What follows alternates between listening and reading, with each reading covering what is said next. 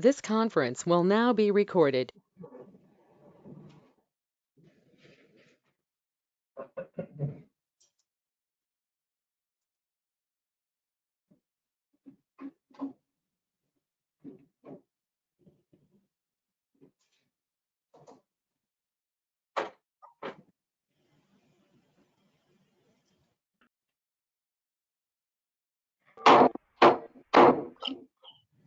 It is now 9 a.m., September 16th, the year 2020.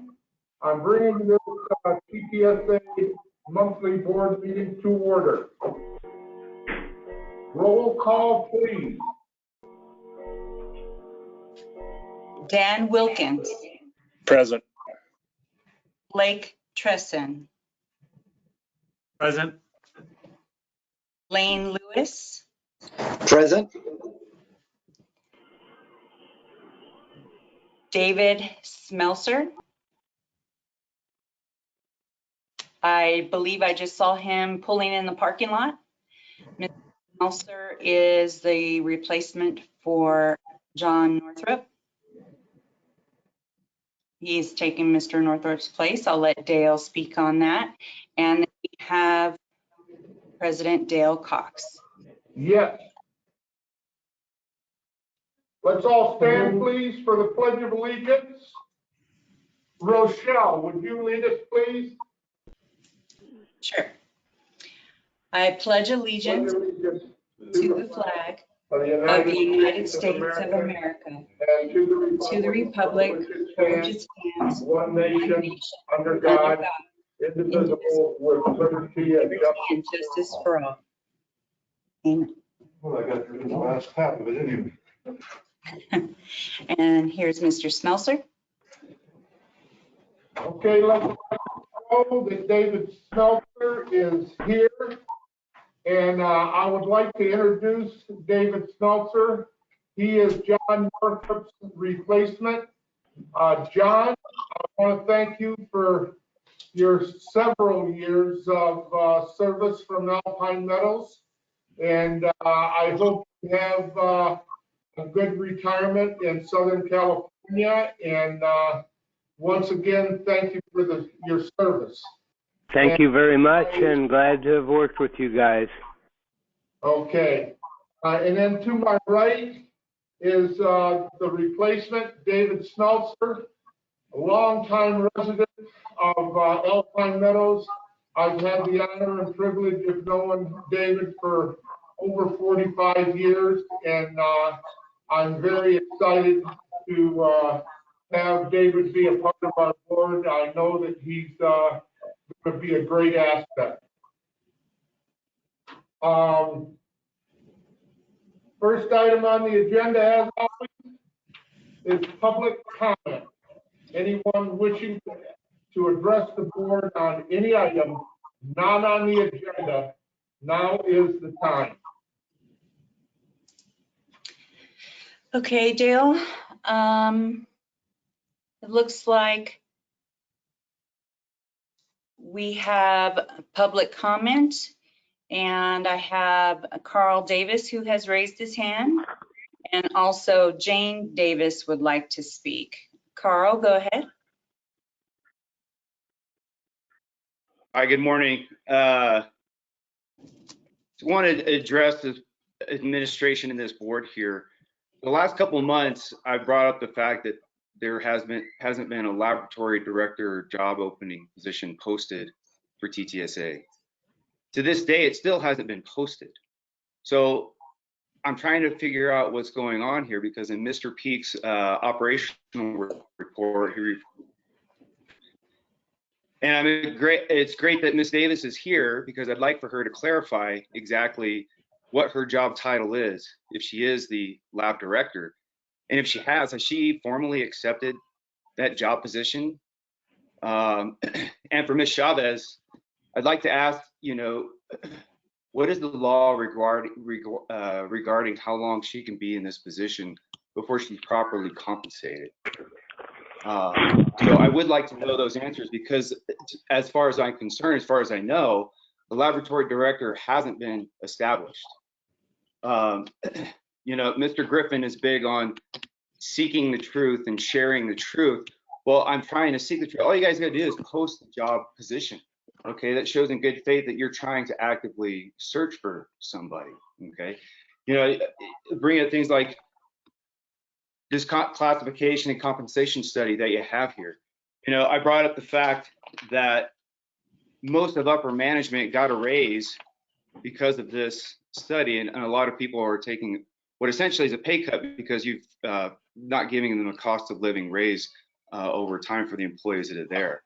We had set 43 positions that were identified. 17 of those were people who got a raise. 7 of those positions were in upper management. So Mr. Griffin, says like, okay, well, that's what the study was, but you look at the study here on table 3 for comparability, and I get it that the ad hoc committee wanted to have a 75% labor market, and they wanted to be able to bring in employees and have a competitive employee market. So those agencies that were identified here in this document, you had 13 agencies that were comparable. 2 of those agencies weren't even in the state of California. They were in Nevada. So how does that even apply to our area where the tax laws are different, the retirement laws are different, the pay is totally different, okay? And of those 24 positions, 15 of those positions that were affected had less than 50% comparable data. Of those 15 positions, 11 positions only had 50% less comparable data, and 4 of those positions had insufficient data. And all of those 4 positions were managers or supervisors. So what justified the data of being able to give those managers and those people raises? So I'm looking at the truth here, and it looks like you made very interesting financial decisions for people's pay and their retirements based on less than 50% information. That's all I got. It's just one answers. Thank you. And we also have Jane Davis. Ms. Davis? Yes, hello. My name is Jane Davis, and I'm here this morning to comment on the 7 coliform bacteria violations and yet another pH violation committed by TTSA. These continuous pH violations are not just some small matter. You all minimize them. Oh, it's only 0.1. But the difference between the permit limit of 6.5 and the violation of 6.4 is the release of water that is 30% more acidic than is legally permissible. And add on to that a 350 MPN violation of coliform bacteria, and the people who run this agency should be ashamed of yourselves. Where's the accountability? What are you doing about it?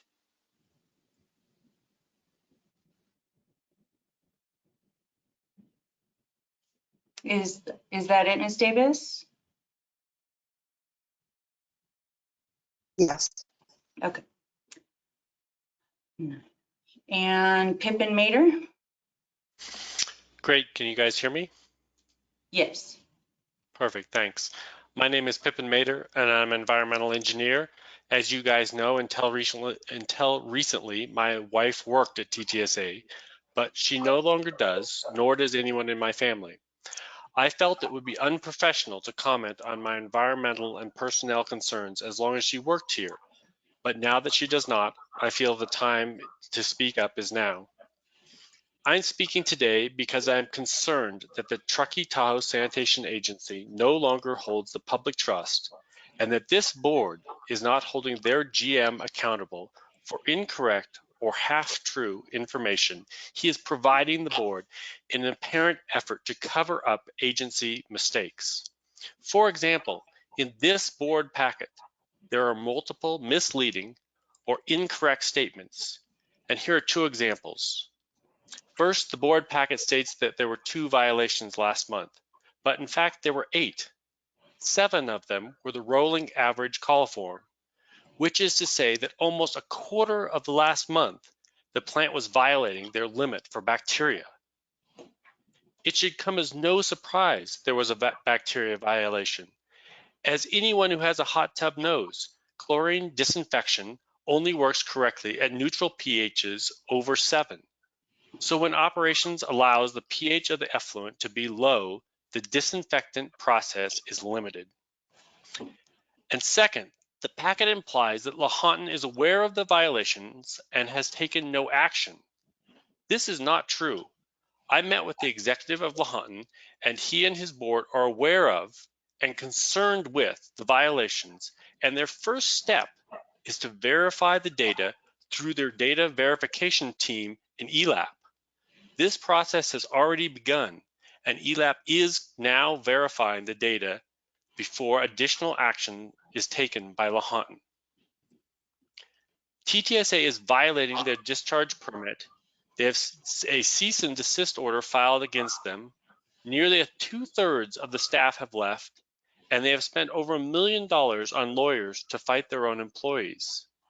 In the end, it is the GM's responsibility to run the agency, and it is the TTSA's board's responsibility to oversee the GM and hold him accountable for his actions. But your GM has realized that each of you will not hold him accountable, so he does what he wants with impunity and lies to the board, knowing full well that no one will call him out.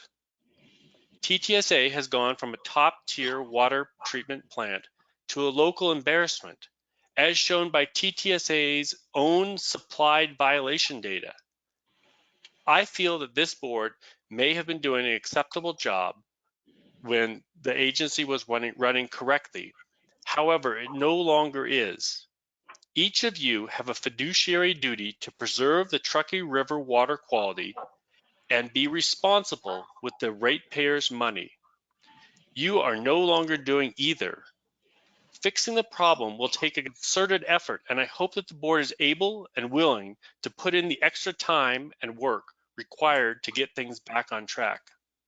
I urge you, as a board and members of the community, to consider what your choices here say about your priorities and how much you care about the cost to your ratepayers and pollution that occurs in our Truckee River watershed. Thank you.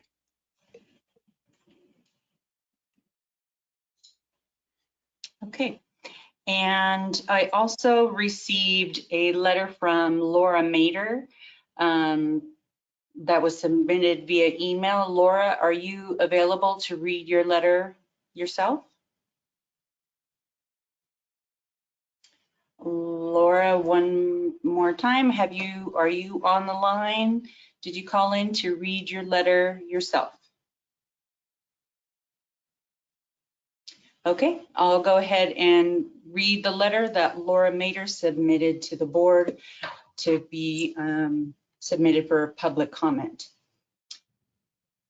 TTSA Board of Directors. In July, I published an article warning that TTSA had ongoing discharge violations and that management would abuse their power to interfere with test results they didn't like by blaming staff that reported issues.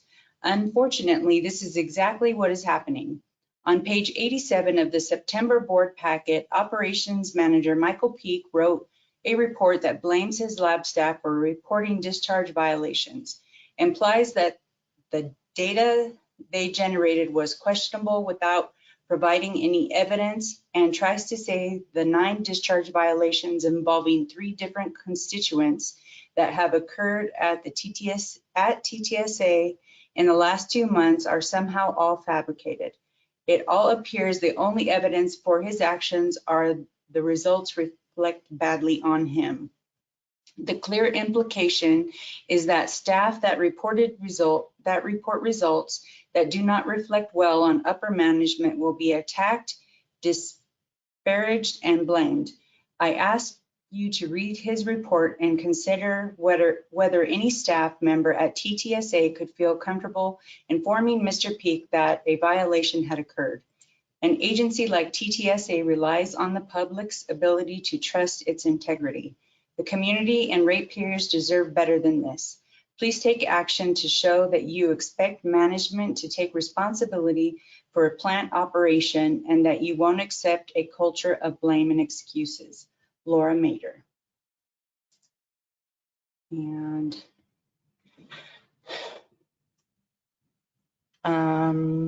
Additionally, looks like I have another guest that says, I would like to express support for the TTSA Board of Directors, General Manager LaRue Griffin and Michael Peak. I think it's unfair you are the target of a few disgruntled employees and their spouses.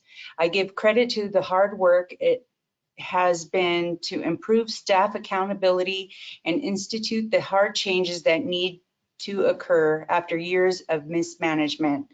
As you should likely know, their public comments and complaints are not the real reasons they are complaining. They are nothing more than employees upset about being held accountable in their jobs. Keep up the good work. You are the good guys. Sorry for the anonymous comments, but I fear retribution. And then additionally, we have a letter that was also submitted by Aaron Carlson for public comment that he would like to read aloud himself. Michelle, thank you.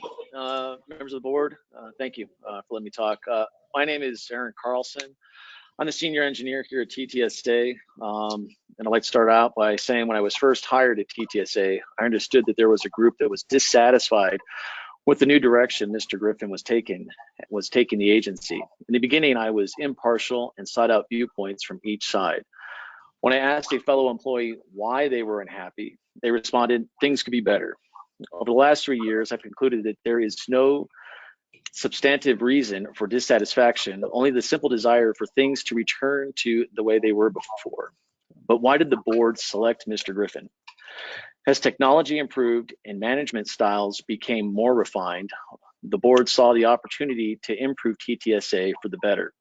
Selecting Mr. Griffin put TTSA on a solid path to enhancing the level of service to the community and our ratepayers and improve plant operations. To date, the board and management have made many positive improvements to TTSA. Here are just a few. Authorized the development of a master plan, further enhancing our ability to provide excellent service to the community. Numerous facility improvements and planned future facility improvements here at the plant and the TRI, that being the Truckee River Interceptor. Development of GIS and asset management systems. Conducting a comp and class survey to ensure that employees are fairly compensated. I would like to note the board decided to freeze compensation for employees found to be above industry norms rather than reduce their compensation. Review of staff job tasks and outsourcing specific tasks to make our workforce more efficient. Update the employee handbook as requested by employees. Asking staff if they would like to switch to a 410 schedule, allowing staff to vote on what works best for them, and providing scheduling flexibility where requested. Soliciting staff to determine what benefits they would like. Taking steps to improve the culture at TTSA by developing clear and concise core values for employees. Increasing transparency and the greater sharing of information. For example, holding regular all staff meetings to get information out to staff and making information concerning staff available on TTSA's website. Hiring a dedicated safety officer who ensures compliance with Cal OSHA and Cal EPA regulatory requirements. Implementation of numerous safety improvements around the plant. Hiring a dedicated HR person to better serve the needs of employees and the agency at the request of staff. Cost reduction measures implemented by the administration department, such as putting fees TTSA collects on the county tax rolls and transitioning to a more efficient accounting software. Refinancing loans to obtain a better interest rate, thus saving the agency money. Next, I would like to draw attention to the ad hominem attacks emanating from a small coordinated group. When the conversation devolves to the point where the only things you can use are personal attacks and a fraction of the truth to get things back to the way they were, you are doing the community and TTSA a disservice. TTSA's core values drive us to seek and share the truth. I would encourage the public and other interested parties to go to TTSA's website and read the entire PERB decision. This document is located under the Human Resources tab. After reading it in its entirety, I have determined that certain people are cherry picking specific information from it and trying to use isolated facts to further bolster their opinion and use it to sway the opinions of others. Please read the entire PERB decision and report all the facts. Lastly, I want to ensure the public that the TTSA board, management, and staff all take the job we do very seriously. We understand the importance of service, professionalism, teamwork, initiative, and communication play in providing you our best. Thank you. Thank you, Aaron. And that is all I have for public comment at this time, unless there is anyone else who would like to speak. That's all I have. That's all I have. Further comments? Rochelle, could you see to it that all comments will be entered into the record? Yes, sir, so entered. Okay, next item on the agenda is professional achievements, awards, and anniversaries.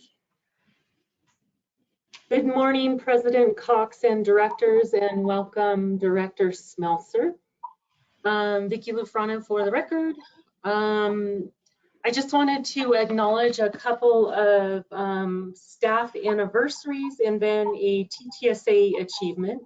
The staff anniversaries are Tristan Simmons, who is an Operator 3, and Bill Pindar, who is a Chemist 3, both with 20 years of service here at TTSA.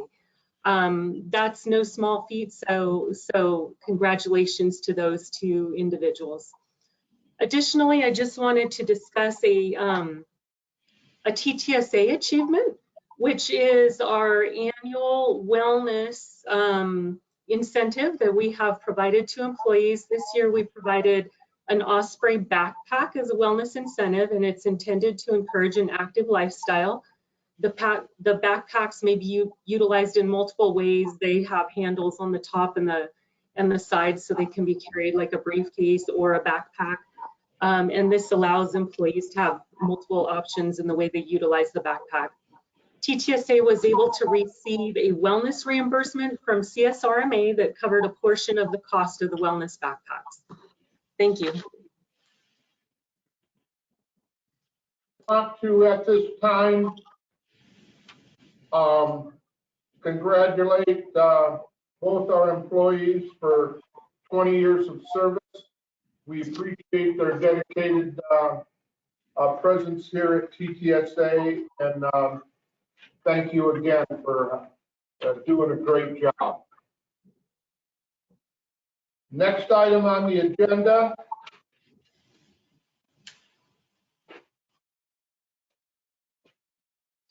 is a consent agenda item.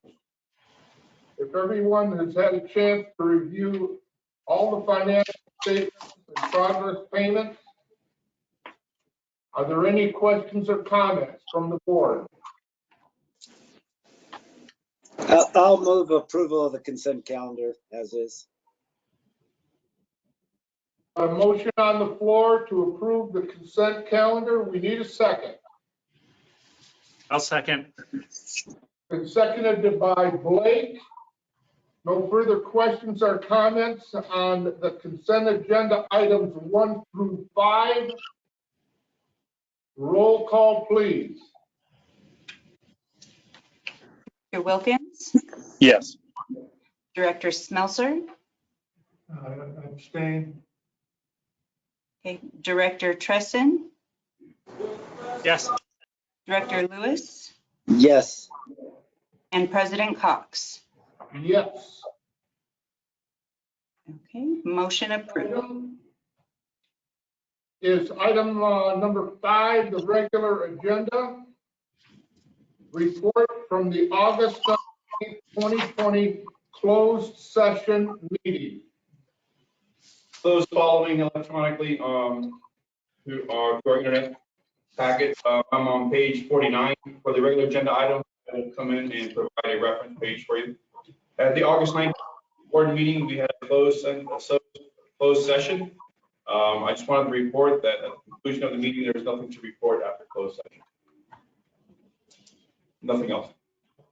Any questions or comments on the closed session? Moving on to presentation of agency wastewater discharge requirement effluent testing. Exhibit 2. And on those following, so on page 50 of 133, at last month's board meeting, I recommended that we return it this month and provide a presentation to give information on our waste discharge requirements, specifically the effluent testing. With that, Michael Peak and Greg O'Hare, the chief plant operator, worked diligently on this, and they have a presentation to provide to the board.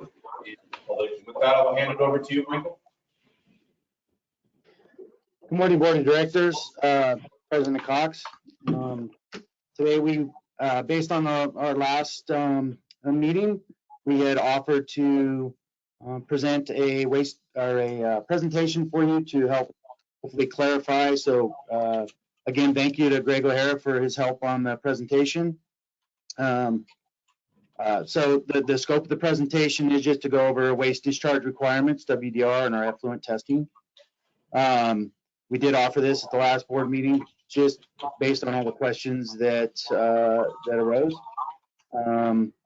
So what I will be covering through this presentation is our WDRs, which are waste discharge requirements, our monitoring and reporting program, location of points of interest, testing requirements.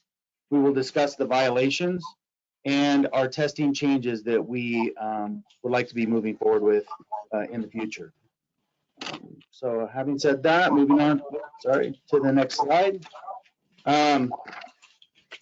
This slide is just a depiction of our waste discharge requirement cover letter and our monitoring and reporting cover letters. These are issued by Lahontan Regional Water Quality Control Board, our governing body. They are the ones who set our regulatory limits on our effluent and hold us to those limits, and they are who we report to. I only provided the cover sheets, as these are very lengthy documents, and we have a lot of reporting and monitoring that we have to do on our effluent and groundwater and river waters. So I just provided these photos of the cover page. As you can see, I'd like to point out that these were last updated in 2002.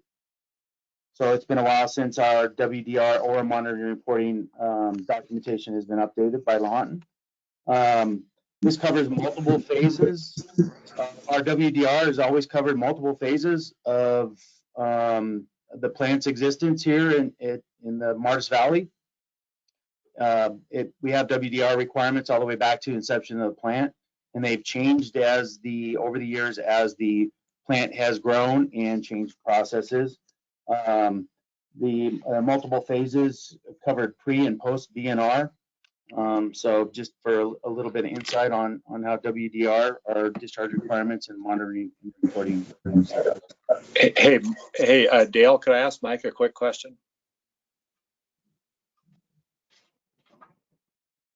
Say again? He asked Michael a question. Go ahead. Mike, and maybe it's a question for LaRue. My understanding is that downstream water interests have expressed strong opinions in the past that all effluent treated by TTSA ultimately returns to the river via some mechanism so that downstream water rights are protected. I believe in decades past, prior to that interest being I guess accommodated by TTSA, we used to actually do treated water disposal on the land in and around or adjacent to the TTSA property. And then I think something happened a couple of decades ago where the downstream water interests effectively insisted that the water return to the Truckee River. Is that accurate? Yes, that is accurate. Okay, thanks. Yeah, and you covered it quite well. That's exactly kind of how it played out. I felt like I fumbled it a little bit, but I think there was a point in time where we used to dispose of our effluent on the land that never made it to the river. Then downstream water interests began insisting that the treated effluent be returned to the water stream to protect water rights. Okay, Yes. that's helpful. Thanks. We had subsurface sprinklers that would go and basically water grass out in the fields. Right. Okay, thanks. All right, thank you. Good question. Moving on. This slide, I just wanted to kind of show a process schematic, just a quick overview. This process schematic is on our website, so it's accessible to anybody who would like to study it further. I'm not going to go too in depth on the process, as this this presentation was really focused on effluent, and well 31 was the main focus. So we do have primary clarification, primary treatment. We have secondary treatment, tertiary treatment, and we have, I just want to point out, many sampling points throughout this whole process. We run many process samples throughout the day. We have many compliance, many samples that we run for process control throughout the day. But our main compliance is at the effluent and at well 31. As you can see here, highlighted in the red for the effluent and well 31. So since that is the focus, I would like to, at the last board of directors meeting, it was requested that we provide a map that kind of gives a reference or kind of shows how the flow goes. So I'd like to just point that out here on this map, that the final effluent, number 3, is the plant. It's the treatment plant itself, and that's what we consider our final effluent once it's treated, which then travels through a pipe that goes to number 2, which is the disposal fields. And then that travels, and you can see that it's approximately 45 days to well 31, which is our final monitoring point. I also added well 24 in here, which is an up-gradient well.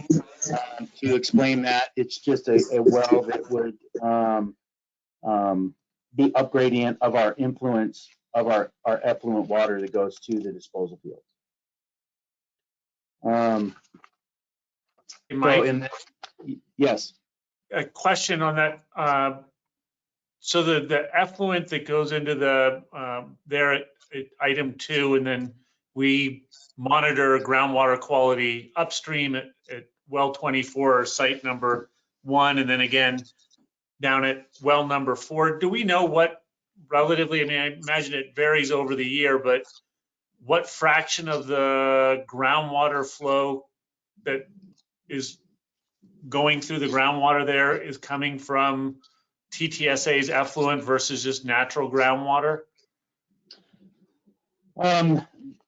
I don't have those. Well, the only documentation that I've been able to attain, it shows about a 10% or from that generalized area. So TTSA's contribution to the groundwater heading towards the Truckee River, and again, it would vary depending on the time of the year and the amount of snow melt and groundwater flows, but there's been data that says that we're approximately 10% of the overall groundwater contribution in that area.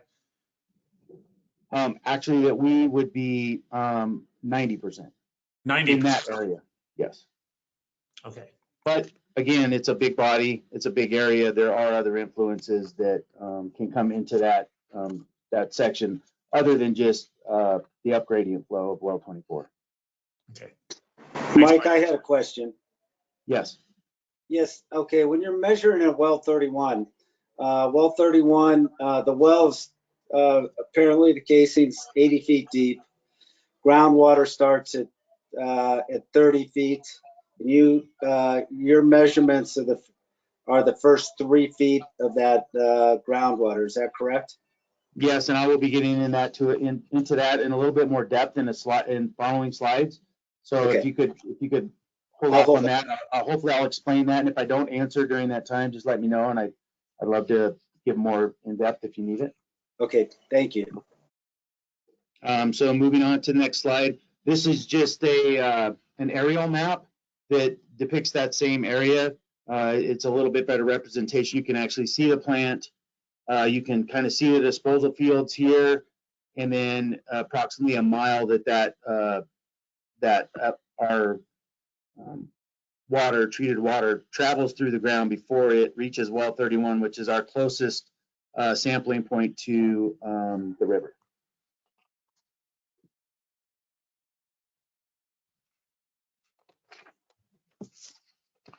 So the intent on this is for final effluent. Excuse me, Mike, we have a question from Mr. Smeltzer. Yeah, rookie. What is the base pH for groundwater outside of our fields and wells? What's the average up here? At the upstream monitoring well, we have documented pHs as low as 6.1 pH units at the upgradient well. Thank you. But it varies, of course.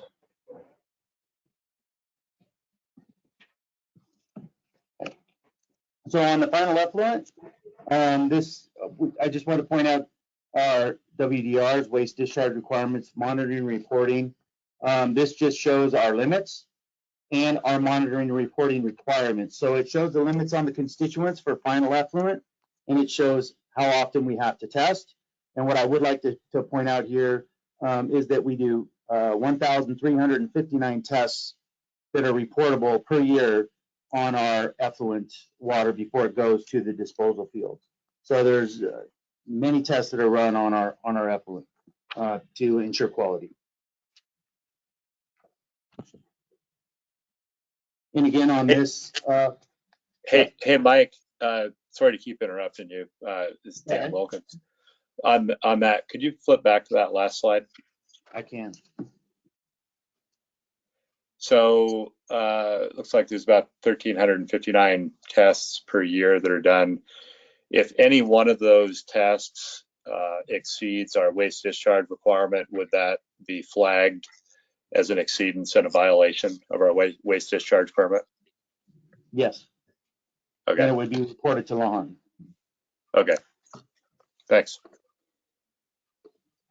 And subsequently, we would also investigate to see what the problem was so we could try to address the situation too.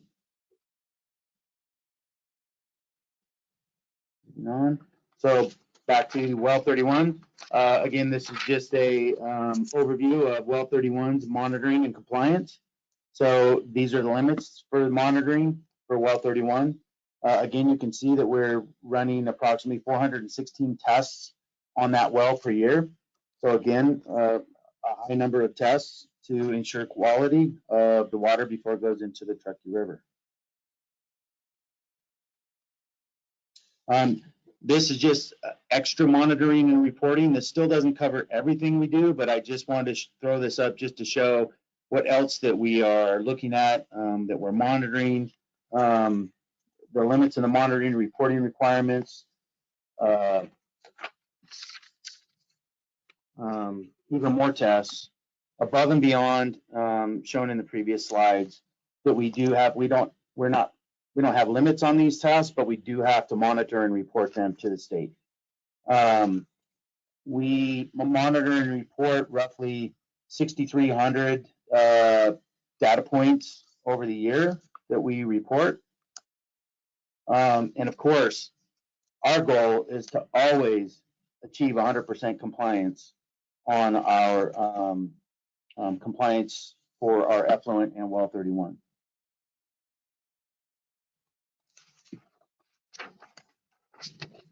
So now we've talked a lot about testing.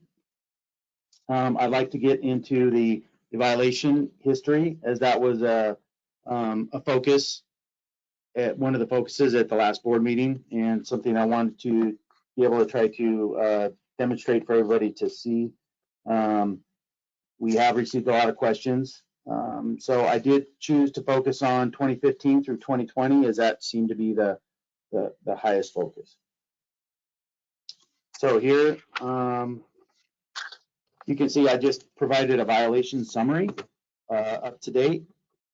So I gave a list of specific violations Most of them have been the pH at well 31, as you can see over the years.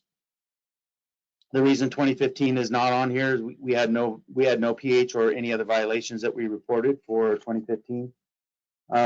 We had 2 turbidity violations and then 1 recent coliform violation. And I will get more into detail on that in upcoming slides.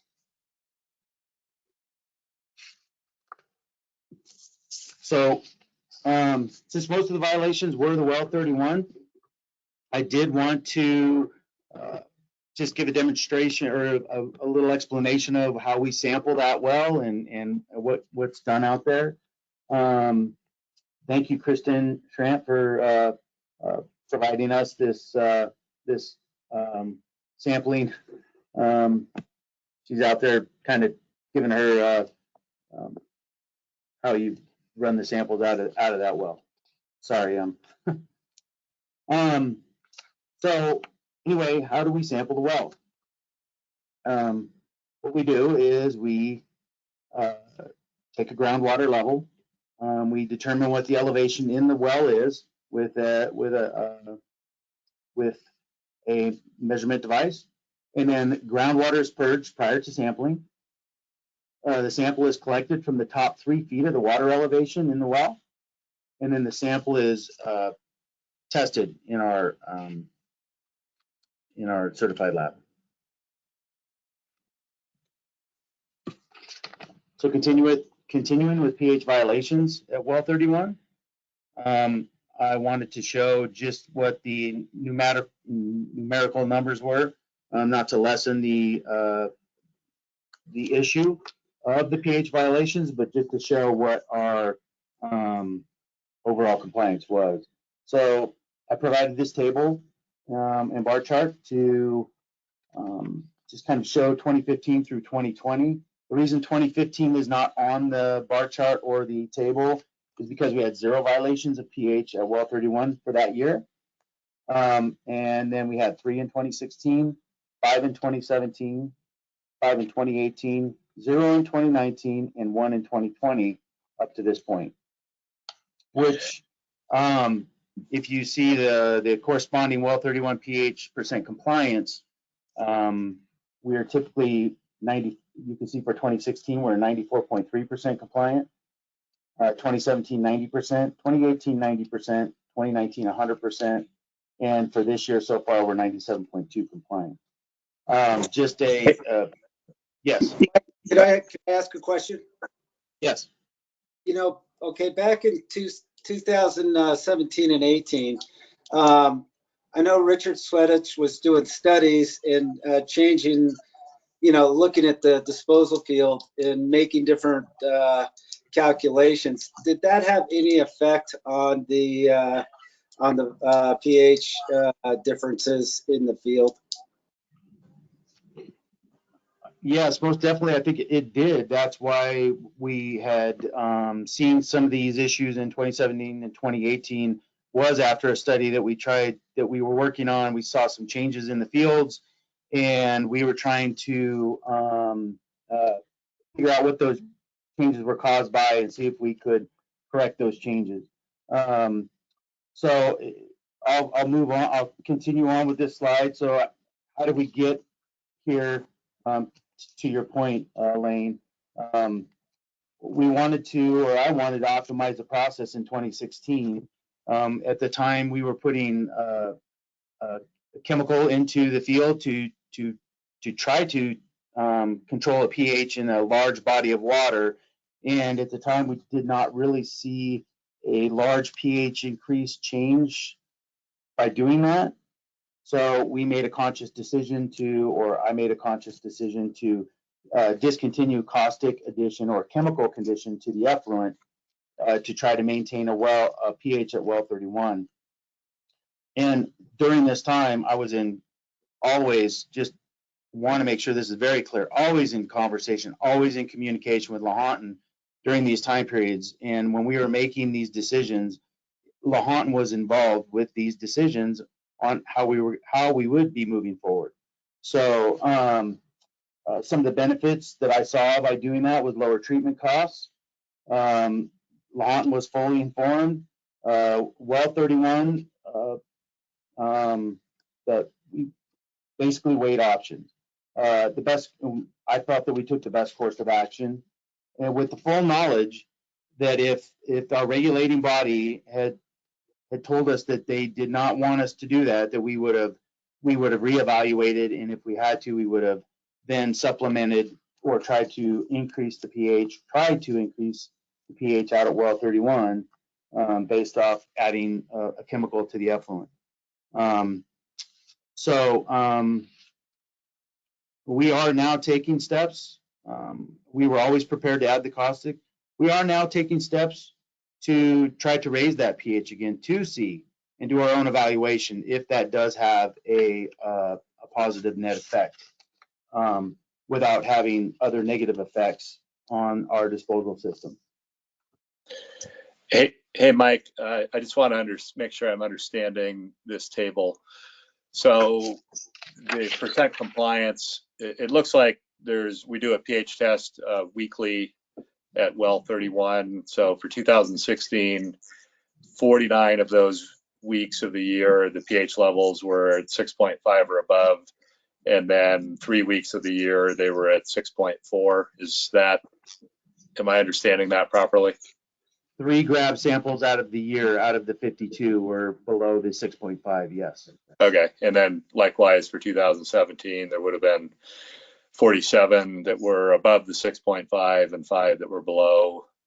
Same for 2018, and then this year there's been 35 that have been above the 6.5, and there's been 1 that's been below. Yes. Okay, and, all right.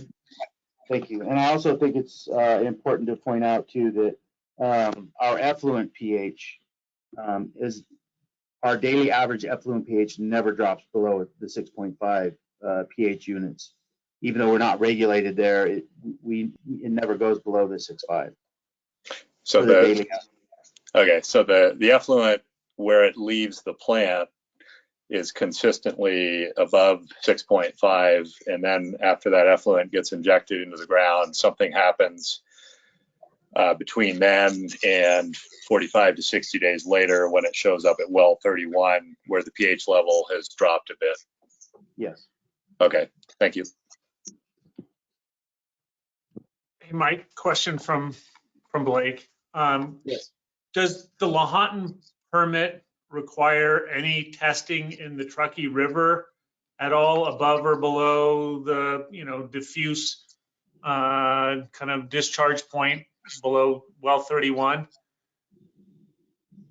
So our testing requirements on the river are above the plant at what we call T1, which is kind of up at the bend above the plant.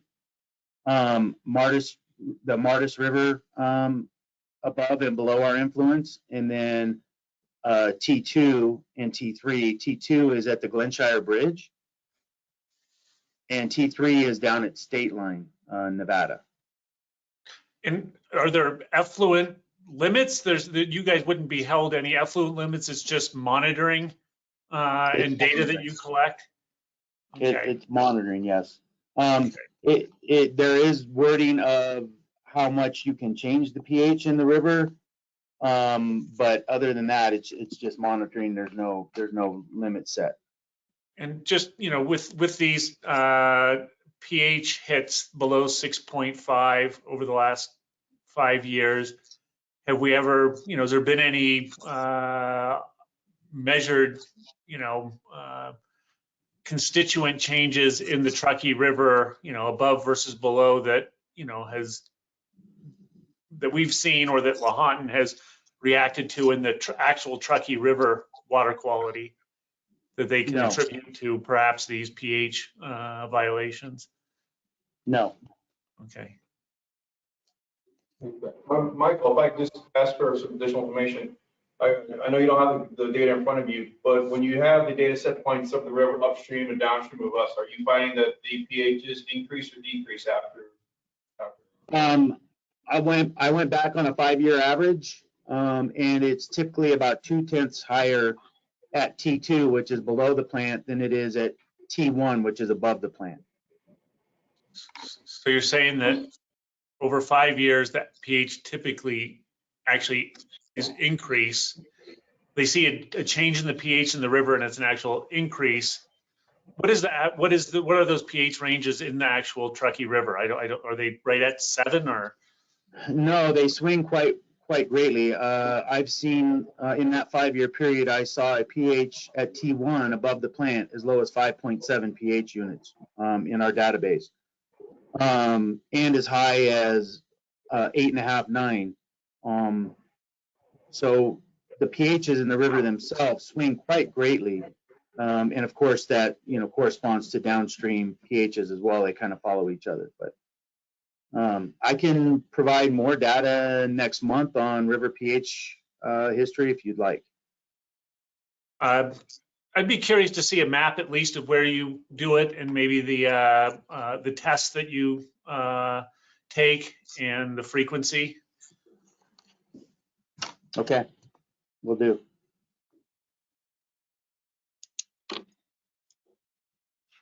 Any more questions for clarity from the board? Moving on. Okay, so one of the other violations that I would like to bring up that was talked about at the last meeting, and I really had a hard time describing it verbally, and I thought that pictures might really help out. So again, thank you, Greg, for your great work on the presentation. So I just wanted to show you that this turbidity violation that we reported for the month before this one, for the turbidity, was due to a sampling error. As you can see here, the sample state, we have a sample station. If you look to the left, the correct setup for our sampling station, you have a sampling reservoir, you have an inlet and outlet valves, and you have consistent flow into the sample sink. You have a refrigerator and a composite sample inside the refrigerator. I guess I can kind of use can you guys see my mouse? Yes, okay, thank you. So this is what we consider the composite sample sink. This is our refrigerator. Inside this refrigerator, we have what we call a composite sample jug. We have a sample pump on the top that draws out of this sample sink. The correct setup for this sample sink is to have continuous final effluent flow into the sink, continuous overflow, and continuous flow out of the drain at the bottom by just barely opening this valve and allowing a little bit of flow so that we have a consistently refreshed sample that is representative of our effluent. And the sample tube then pulls a representative sample from the sample sink into the refrigerator where we have a sample container. So what I'd like to point out is that in the incorrect position, you can see that this drain valve at the bottom in red actually was fully closed.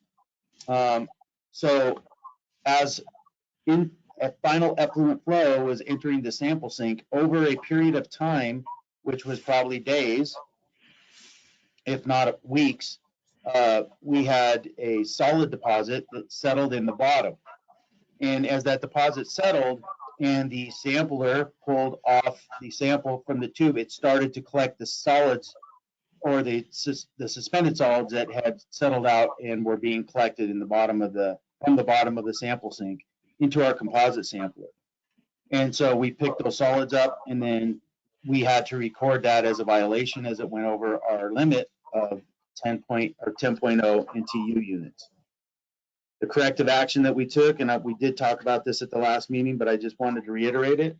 The corrective actions that we took to ensure that this does not occur again and that we stay in the correct configuration on our sample sink, so we're continuously receiving a representative sample of our effluent, was that we put it on our rounds, that we twice a day we're checking to make sure that this drain valve is open, and then we have flow coming out of the top, and then we have continuous flow going in from the effluent, so we have a representation. And we also made up an SOP, standard operating procedure, to correct that. So what happened there, Mike? Someone had closed the valve on that drain for one reason or another and then not reopened it? Yes. That's exactly what we believe that happened. Mike, have we had any other, as mentioned from a public comment earlier, have we had any additional bad samplings since this period of time, after you've corrected the issue with the drain? The turbidity? No, we have not. You have not had any coliform No, above the wastewater discharge requirements. Is that correct? This is actually a turbidity composite. This is actually just for the turbidity sample itself. This Okay. composite sampler collects a sample. We run more than just turbidity off it, but that was the one that actually showed up as a violation due to this incorrect setup on the sample sink. My next slide will go into coliform, and I'll describe that a little bit more. But this is actually just for turbidity sample that we had, not this last month, but the previous month. Okay, So thank you. Hey, Mike, can you explain to us what turbidity is? How is it measured and why is it an important parameter to be measuring in terms of our final effluent before it goes into the underground percolation area? So turbidity is just a measurement of clarity of water. And if you have clarity of water that is not meeting the standards over time, it could impact the field. And do we measure turbidity at wells 24 and 31 or just in the final effluent? We're only required to monitor at the final effluent for turbidity.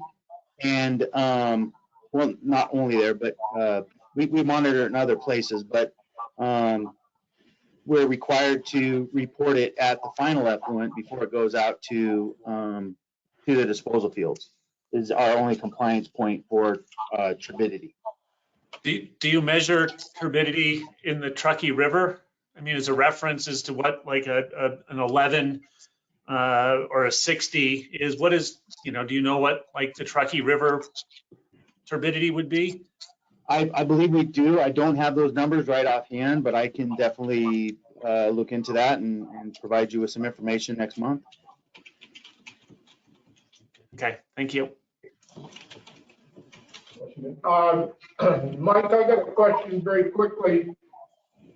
So what you're saying here in 2018 and 2020, when we had violations in turbidity, it was because we had an incorrect test at the composite sampler? Yes, we did not feel it was a representation, was not representative of our effluent quality. The one from 2018 was an operator error. As I explained, had explained in the past, it was an operator error. We ran a basin too low, pulled air through the line, scoured it. We had some sediment that settled out in the effluent sample sink. It was a different sample sink than this, and the composite sampler picked it up, and that also was a high number. It was actually 60 NTU, so way over what our limit is for the average for the day. And this was to correct that. We put this sample sink that has a drain on the bottom that allows any heavy sediment that goes in to the sample sink to be able to flow through so you get a continuous flow of your effluent, which is a representation of what's continuously going out of the plant. When you do these tests, is there some kind of standard operating procedure that you make sure that these valves are in the right position and that the test will be made and in the proper manner? As part of our corrective actions, we did ensure that we had an SOP for proper setup of the sampling sink. To add to that, typically that valve is left open. On very rare occasions, reasons, they close it, and I think it's a simple mistake, error that someone can accidentally leave it closed. So the norm is that it always stays open, and our data reflects that. But for this one, since it did occur, they did have to do their SOPs and the walk around sheets. Yeah. What I was hearing now is in place is SOP to make sure the valve is open. That is correct. Part of the walk around checklist.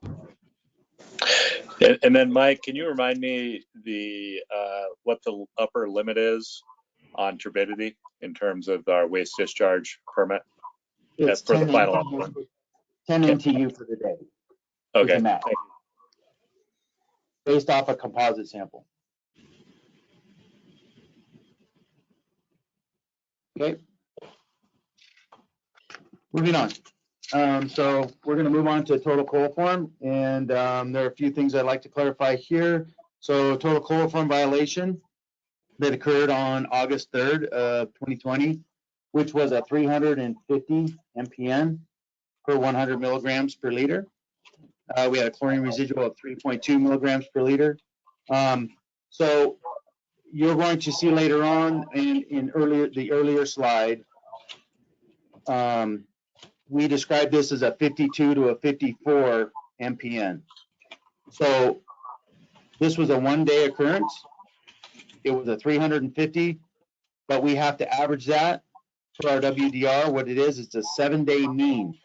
So we have to take a 7-day average of this number and what that related to, and what we have reported to Lahontan, the Regional Water Quality Control Board, is that that reflected a 7 days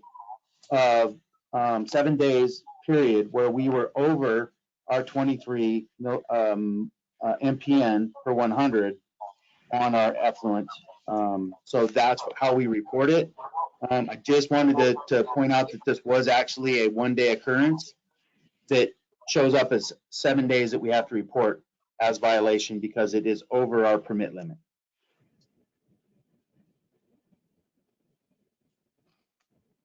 So Mike, the daily sampling, so you sample daily, and most days it sounds like you're getting a value.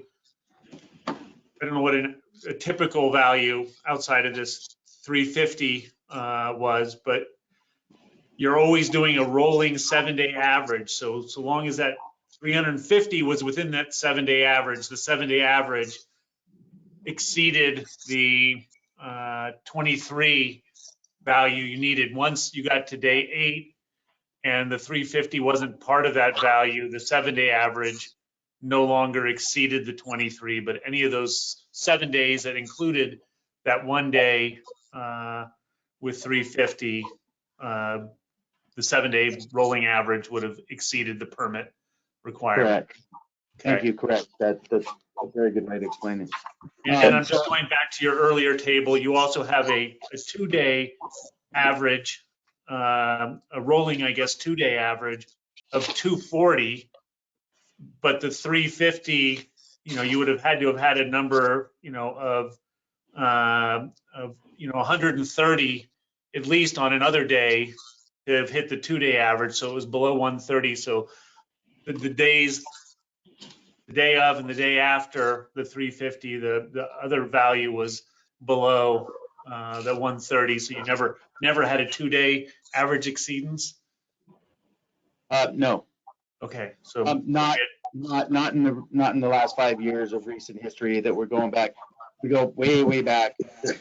There was other times where we didn't even put chlorine to the effluent and did a test. We worked through the state and all that a long time ago. Anyway, I do want to point out a few things on this violation. The fact that we had a chlorine residual of 3.2 milligrams per liter.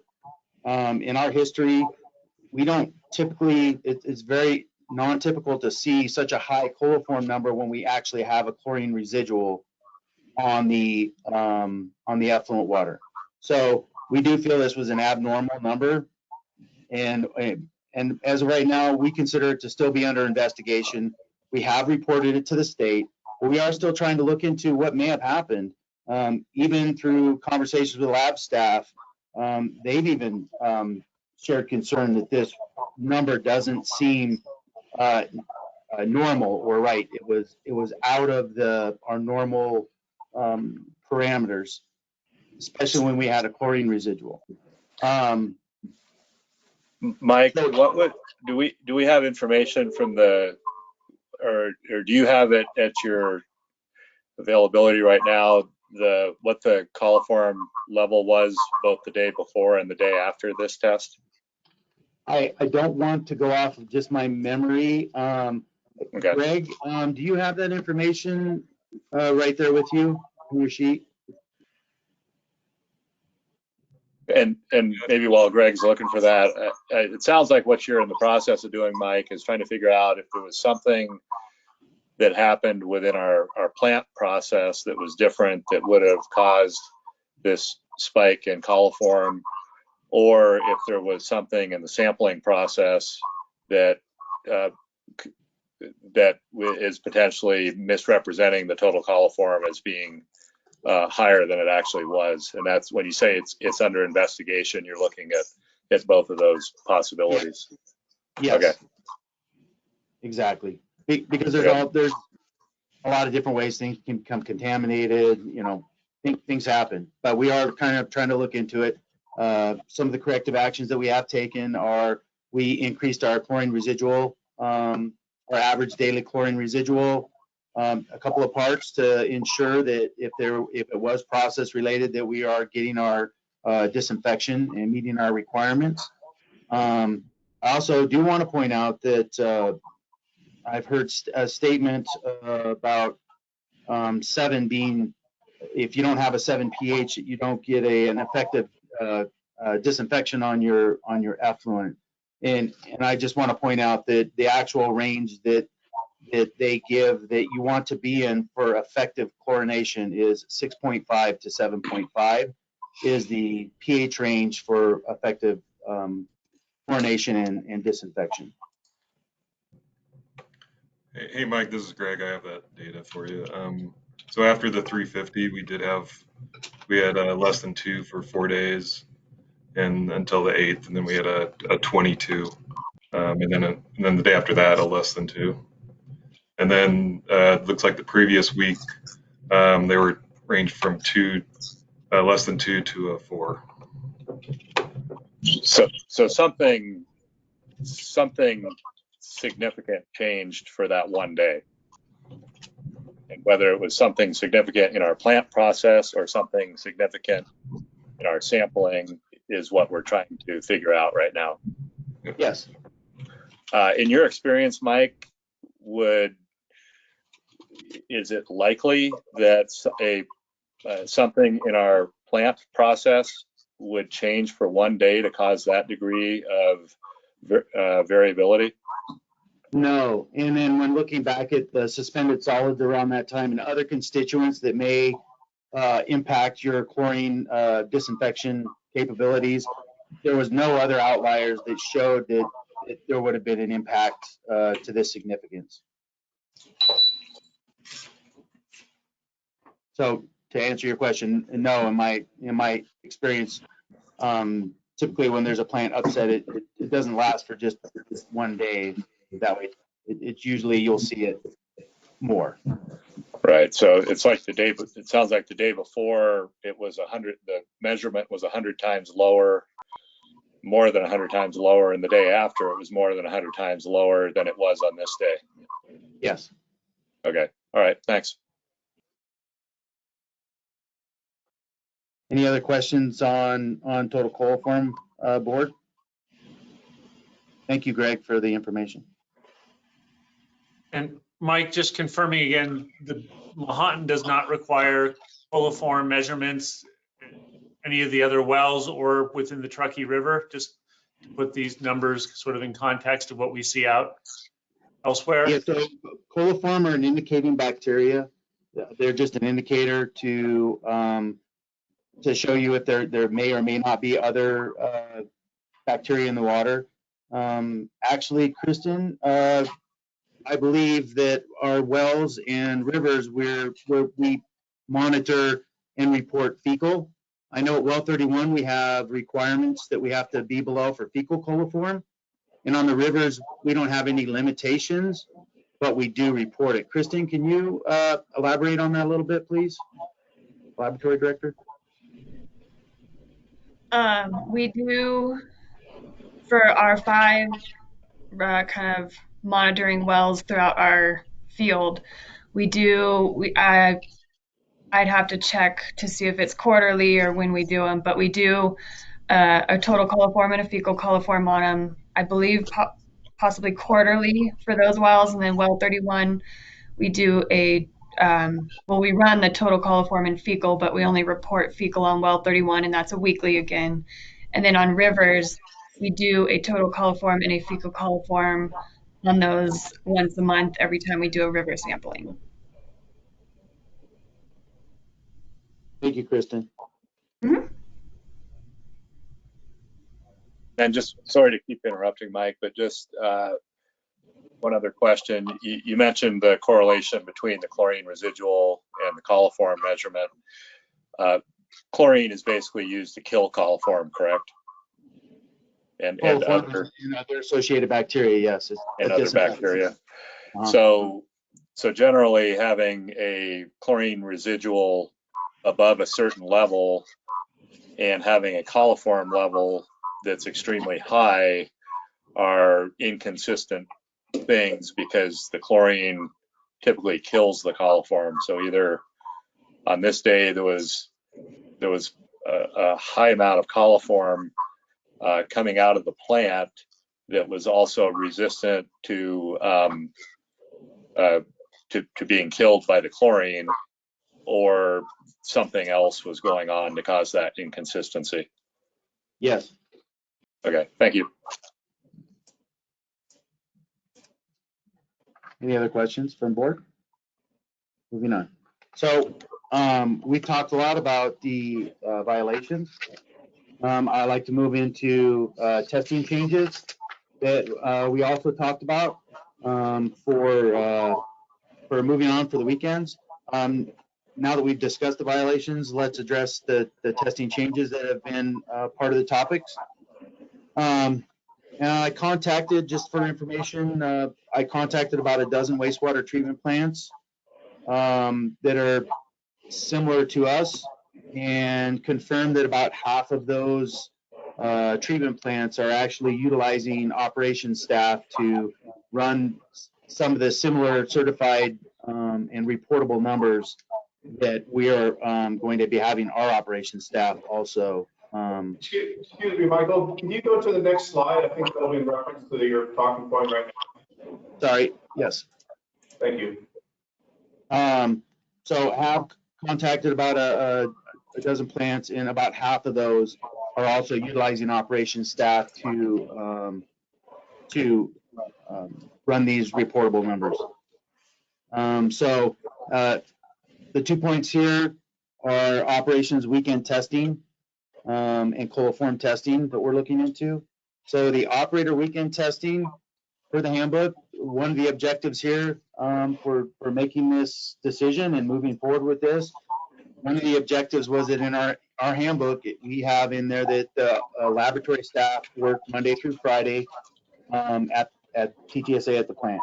We would like to meet our objectives in our handbook. And the other benefit is that this takes the weekends for that lab staff, because so far it's been one lab staff who has to cover every Saturday and Sunday for years. This actually allows that lab staff to have a normal work schedule, which is Monday through Friday, which I see as a benefit for all. And we already have operations staff that are required to be here on those days, Saturday and Sunday. The 5 tests that the operators will be running typically take between an hour to an hour and a half to process and finish. For the biological oxygen demand test, the operators are actually only every other Saturday going to be completing the last part of that test, so they're not going to be going through the whole test. I know comment that I've heard have portrayed this as these samples is very complex, and that there's standard methods that are just numerous pages, and these are very complex tests. Once you take a closer look, and once we took a closer look, they're really not, the complexity that has been put out there, just not there with these tests. And in order to kind of give a demonstration for people to be able to see, I provided a link here for the weekend sampling. Thank you, Kristen Davis, for doing that training. We're using these videos as part of our operator training and also lab staff training for proper SOP, following SOPs and how to do these tests. You can go to this link on our website and you can view these tests, how they're run by our lab staff. You can see what the actual complexity, how hard they are, how long they take. And you can decide for yourself if the complexity that's been put out there is really there. The coliform test. So just a quick question, Mike, in terms of the rationale with operators doing the testing on the weekend versus other staff doing it. My understanding is it's really looking at being efficient with our labor force. And it's really a decision of, we have operators at the plant 24 hours a day, 7 days a week, 365 days out of the year. And we have laboratory staff who are also, they're not there on a 24/7 basis, but they're currently coming in, or they were previously coming in 7 days a week. What you're looking at now is a workflow model where the laboratory staff would be working a more conventional 5-day week, with the operators kind of filling in the testing needs over the weekend. Is that the basic concept here? Yes. Thank you. Yeah, Mike, a word to Kristen. Are you educating the operators on the weekends on how to perform these tests? Where did their training come from? Was that question for me or for Kristen Davis? Either one can answer that. Kristen, do you want to take that question? Sure. The lab staff is training the operators right now. So me and Bill and Kristen are all training operators for the weekend work. Great. Thank you. So moving on to the coliform testing, we've been evaluating an alternative method to coliform testing. And if you choose to watch the laboratory operator laboratory testing videos, you'll see that the multiple tube or the coliform test is the one that takes the most time and probably needs the most training, or it does need the most training. We are looking at an alternative a method which is much simpler. There's the potential for fewer errors. It's cost effective. There's no media preparation. There's no pipetting. It takes about 1 to 2 minutes of hands-on time. And we hope that this is going to be a benefit to the agency just all around, for just the demonstration complexity. And then also that you get quicker results with this new Quantitrace system that we're evaluating, looking at to maybe bring in. You can have your results in 24 hours instead of up to, because the multiple tube can take up to, Kristen, correct me if I'm wrong, up to 72 hours to get final results. Is that correct? Yeah, it takes 48 hours for the first kind of round, and then if you have to do transfers, it could be up to another 48 hours. Okay. So it can take multiple days with the multiple tube, whereas with this this other Quantitrace system, within 24 hours you have your final result. So that gives a benefit to the plant to be able to respond quicker. We can make changes in our process if we have to make sure that we're meeting our discharge requirements. So anyway, lots of benefits there. We're looking into it. We're doing an evaluation and hopefully we'll be moving forward with that here pretty soon. Excuse me, Michael, can you provide some background information on this Quantitrade system? Whether we reached out to ELAP to see if it would be an acceptable substitute for the current test we have, and whether you've reached out to other agencies to see if they're performing such a test and what their feedback was on that, please? Yes. So I did reach out to ELAP and just ask them, because we do more than just coliform. As Kristen had said, we look at E. coli, we look at fecal, and we also look at the coliform. I wanted to ensure that this test, that we could quantify all those types of constituents with this one test, and they confirmed, ELAP confirmed that it is an acceptable an acceptable testing method for them to check for coliform, fecal, and E. coli with this Quantitrade system. So I did reach out to them to ensure that this was something for us to even consider moving forward with. If it wasn't, of course, we have to do proper procedures. We have to do PT testing, which is proficiency testing, and we have to we have to do a demonstration of capability to be able to use the machine and report results. But it is all acceptable by ELAB. And I did, the way this was actually brought to my attention was I did reach out to, during my process of reaching out to other laboratories in the state of California to see how they're using their operations staff in their labs. This actually came to me from a laboratory person who said that they had changed over from the multi-tube fermentation method or technique to the Quantitrade a couple of years ago, and they said it was working great for them. It was accredited by ELAP, and it cut back on their overall staff time, and it cut back on, again, the benefits are, fewer errors. It's just a lot easier system to use and quicker results. So it actually was brought to my attention by a lab, and it was Mammoth Water Community District that I had reached out to that had recommended looking into it. Does that answer your question, Laura? It did. I wanted to bring up another question here. So based off your research, what the agency is doing right now, bringing in wastewater treatment plant operators to perform weekend work to allow staff to have a holiday, to enjoy their weekend, to comply with their current handbook. When you asked around, you found out that the operators do perform testing elsewhere. This is not a new concept. This new switch to Quantitrade system is also not a new concept. I just want to make sure that the point is brought up that this has been tried somewhere else and has been successful. Is that correct? Yes. Thank you. Correct.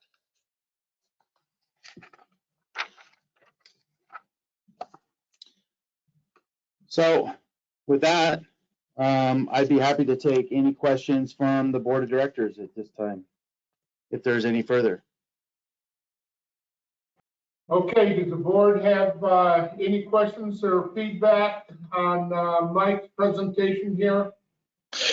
I don't have any at the moment, Dale, and I'd like to thank Mike and the staff that put the presentation together. I thought it was well done and informative, at least for me. So thank you. And this is Director Any other Treason. questions or comments from any of the board members? This is Blake Treason. Can you guys hear me? Yep. Yes. Okay, so yeah, I'll reiterate Dan's statement. Mike, I appreciate all the information. It's illuminating. Clearly the goal of the whole treatment plant there in front of us is to, purify the water and make sure that we're not contaminating our environment and protecting our public health.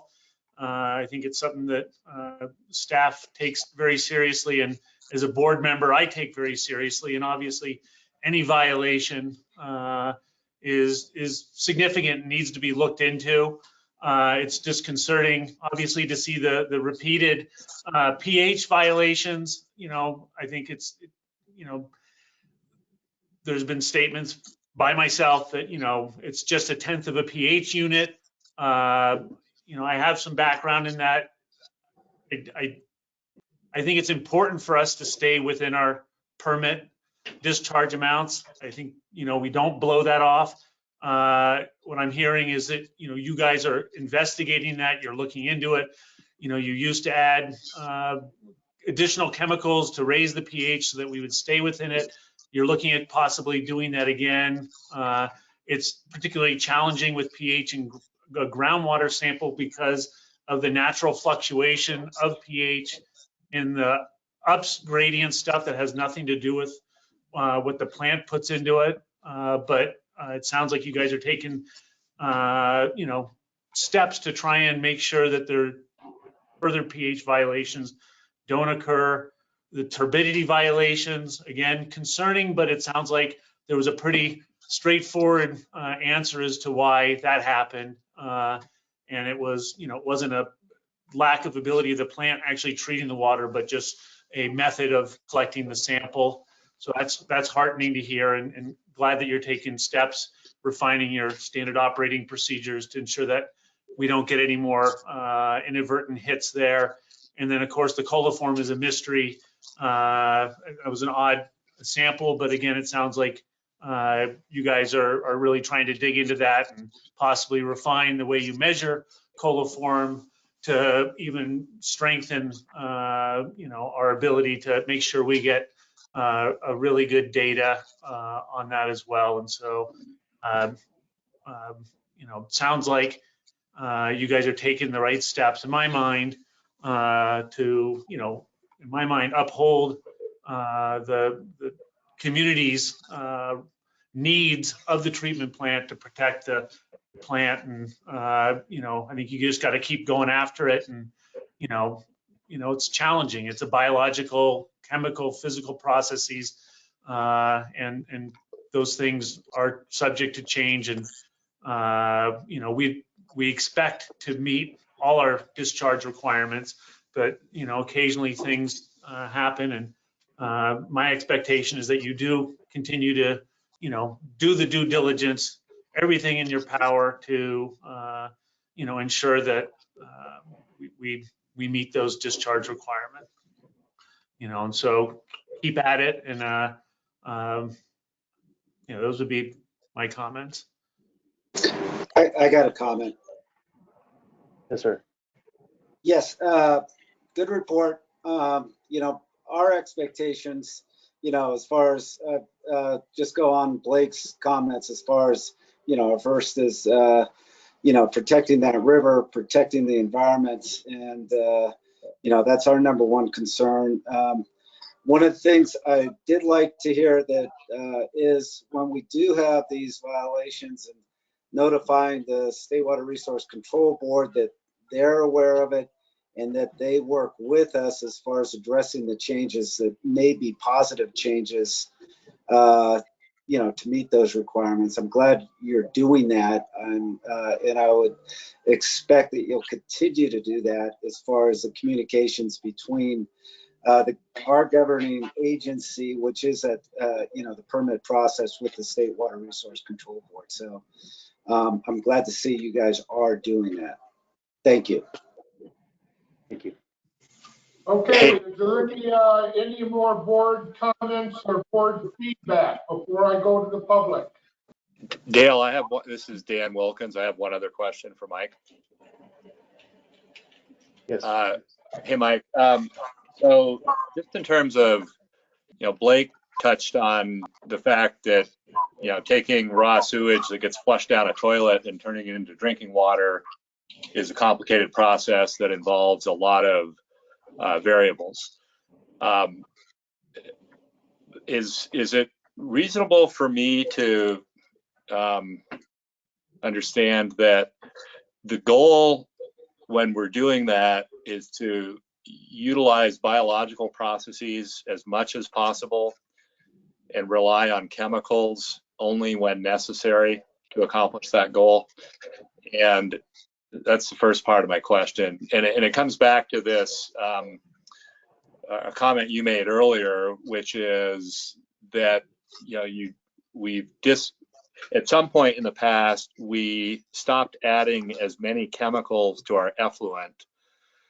And we could go back and add more chemicals to the effluent to get the pH up higher, but that could have other undesirable results as well, and that you're trying to balance the desire to get, basically our goal is to operate the plant perfectly and to have no waste discharge violations ever. So you're trying to balance that goal, I think, with a goal of not using any more chemicals in our treatment process than are absolutely necessary, and trying to make the best judgments possible in how high the pH should be at our tailpipe to our plant. Because I mean, the logic here is, well, just jack the pH up to like 8.5 when it comes out of the plant, throw a bunch of chemicals in there, and then that should jack the pH up a mile downstream of the plant after it comes out of the groundwater. But my question is the decision really that simple, or are there other factors that cause us to take pause with that approach? Yeah, I think you described that really well. Thank you.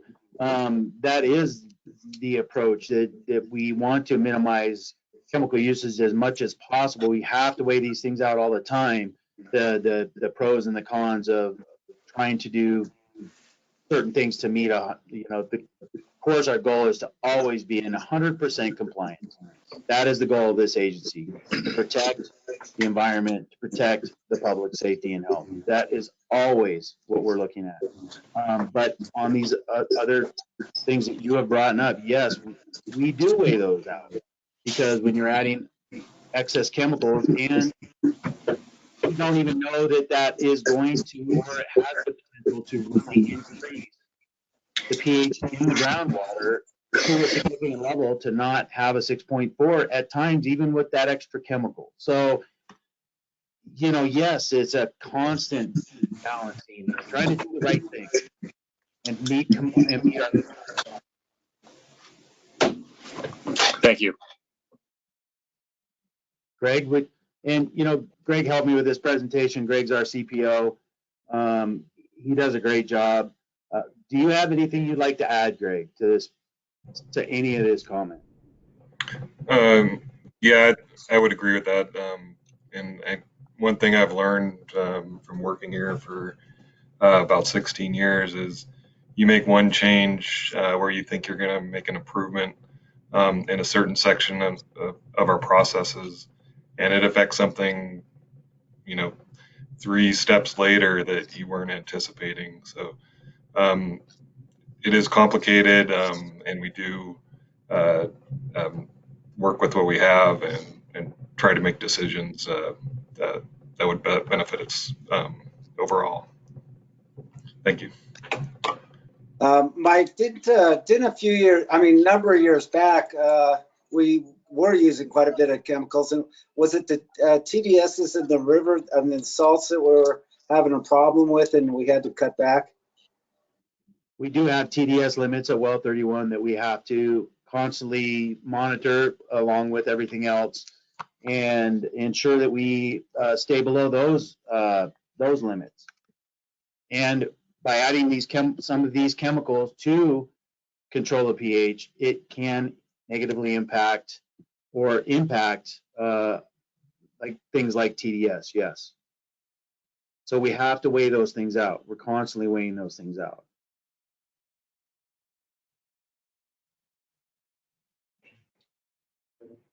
Go ahead, Dave. This is Smelser. I looked at the financials about the amount of money spent on chemical, chlorine, and that 1 month's worth. Yes. So, and do we use that amount? So, before, when we were using the caustic chemical to try to maintain or control a pH in the groundwater at well 31, we were using up to and above $10,000 a month in caustic chemical to try to maintain that pH.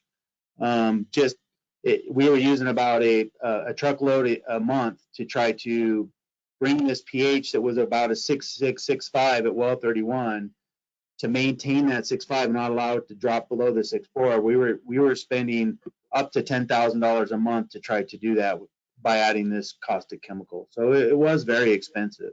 And again, it was adding other constituents to the ground that we are limited on and measured on from the state. Thank you. That was, the question was the volume, and I don't have any clue about volumes. But The financials you're referring to show the total cost for the past month, which do not include the cost for caustic. I can go over further detail. no worries. Yeah. If there are no further questions, President Cox, I'm looking at public comment here, and some of them are referencing back to items that have been included already, such as the handbook. So I do not know if it's necessary or if you would like to have a back and forth conversation on matters that have been approved and implemented. If you wanted to, or simply just receive public comment, with that, I'll hand it over to you. And then Rochelle can proceed to choose accordingly. Thank you very much, Mike. Good job. Good job, Mike. Good job. Thank you. So is there any further questions or comments from the public? We do have public comment, Dale. The first is from Carl Davis. Carl, would you like to go ahead and make your public comment? Yeah, it's got a couple quick questions here. So it was a great presentation. Appreciate Mr. Peak for putting that together. But not to be accused of cherry picking information. I believe 2 months ago, Mr. Peak said that you guys started monitoring well 31 in 2002. So it would be interesting to see that information, because from 2009 to 2015, the agency itself only had one violation, which was in 2010. So there was 6 years of 100% compliance before something changed. So we need to not look at the problem that's happening right now, but we need to look at historically what has changed, because there was a period of time where there was 0 to none violations, and now all of a sudden we're seeing a spike in violations. So there's that. And one thing I want to get back to the slideshow, I kind of listed my questions in order here. So solids, turbidity, and the final effluent. So shouldn't the final effluent be clean water? Why is there solids in the final effluent? And again, what is the primary purpose of that drain valve in the final effluent there? Is its purpose to drain water, or is its purpose to drain solids? Because it makes a big difference on what the purpose of that valve is. It would be nice to know. So I'd like to get back on the lab staffing on the weekends. Like currently, lab staff are working 7 days a week. It was noted that the handbook was most recently changed so that they would be 5 days a week. Although there was a big push for a mandatory 4-10 schedule, but for families like myself, where I may have to be at work at 5 a.m. in the morning and my spouse might have to be at work at 6 a.m. in the morning, where are we supposed to find childcare at 5 a.m. in the morning? So that was the problem. The problem was mandatory compliance to this 4-10 schedule and the schedule change. It wasn't until an outpour of public letters that employees that had family conflicts for a 4-10 schedule change were amended. So let's all be clear here on this, or I'd like to be corrected if I'm wrong. So right now there's a lab staff 7 days a week on the weekends. That lab staff is a trained person with a diploma. They went to a university, they studied chemistry, they studied what they need to be in their position. So why are we going to remove that person from that position on the weekends just so they can quote unquote have a better weekend, maybe a better quality of life, when the reality is there are people that have to be there 24/7. I mean, that's just the job description. So this isn't really making sense. If we're looking for public safety, our number one goal, why are we reducing a qualified person who is already there on the weekends? And if we're going to remove that person on the weekends, who are we going to replace that person with? It's going to be an operator. We now are going to have 3 operators instead of 2 operators and 1 lab staff. Or are we just going to have the same amount of operators, only 2? And then what happens when those operators are running tests and something happens to the plant and their attention is drawn elsewhere? I mean, these are really simple questions, so I just would like to know the answer to those.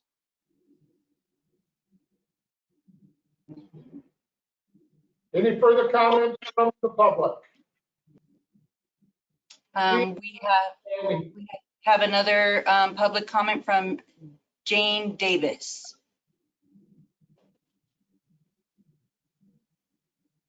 Ms. Davis, would you like to make comment? Just asked a question whether the lab staff had reviewed the schedule changes. And I was told that was not relevant. Still, Ms. Davis, I'm sorry, you have a really poor connection. You're breaking up. We can only hear about every other word. Well, I wrote it out in the chat section. That was my question. Okay, we can hear you clear now. If you'd like. My question was whether lab staff requested those scheduling changes or not. That's all. Okay. Any further comments? Next we have Pippin Mater. Great. Is there an answer to my question? At this point, Director. I'm sorry, I asked a question. Is anybody going to answer it? We did, Ms. Davis. Right now, Director Cox is receiving public comment. Any other public comment? Great. Do you have a public comment? I do. Thank you, Dale. So I kind of broke down my questions or comments kind of as the flow of the presentation went. But starting out with some concerns about the field, as Dale and Lane know, according to this previous study conducted by S3 Concepts and Richard, about 55% of the water goes in from the effluent goes into the aquifer, and the remaining 45% goes through sort of above the groundwater and essentially directly goes into the Truckee River. So I think it's important to remember that as we talk about the effluent and the effluent violations. I'd also like to say that as an engineer, I spend most of my time working with numbers, and I know that you can kind of make them show whatever you want them to show. And so that's why I'm a little concerned about some of these, the numbers and the evaluations of the various pHs. I would like to point out that over time in the field, if you look at the values, it appears that the pH is actually going up. And in fact, using data provided by TTSA staff during public tours, it shows that the pH of the groundwater is increasing. So I'd really like to see a kind of a more complete evaluation of well 24 versus 31, and the kind of with that 60-day lag or whatever roughly the lag is in the time between well 24 and 31. And similarly for the river pHs, I think that Blake was totally correct that looking at those values is important, but 5-year averages mean very little. And as we all know, when you average numbers, outliers tend to have a huge effect on them. So I'd really encourage that to be done correctly. It's also a little tricky. Averaging pHs shouldn't be done linearly because, again, it's a log-based 10 measurement. So you actually need to correct for that and then average and then recalculate the pH. Otherwise, you're getting an average of a log, which isn't the correct way to look at that. And then on coliform, I think that this is all fairly well known, but I did want to point out that fecal coliform and coliform are a little bit different. And of course, what we really care about is mammal-based fecal coliform, right? Because that's what makes us all sick. That's especially important when it's human fecal coliform, and that's why that number is so disturbing. That huge number coming out of the plant, what effect does that have on the river? So comparing coliform, NPN is not really quite exactly the right way to look at that if you want to look at the effect on people downstream. I also want to encourage the board to be careful with this alternative quanti-tray NPN method that Mike had mentioned. I want to point out that while it is certified by ELAP for drinking water, my understanding is it's not certified for wastewater, and that's actually because it has a history of giving false positives. So I would encourage you to be very careful with that. There's a possibility of actually more violations caused by going to that method. So, and finally, just kind of quickly regarding Dan's comment, that this is not a toilet to tap plant. So water coming out of the plant is not drinking water. And that really is important to keep in mind. I also, moving on to turbidity, I had some concerns that last month and this month, actually, there was a discussion about being a sampling problem, but in the board packet, it actually implies that the first value, the value taken by the non-certified operator, should have been kept, and the additional 2 values conducted by the certified lab personnel should not be accepted.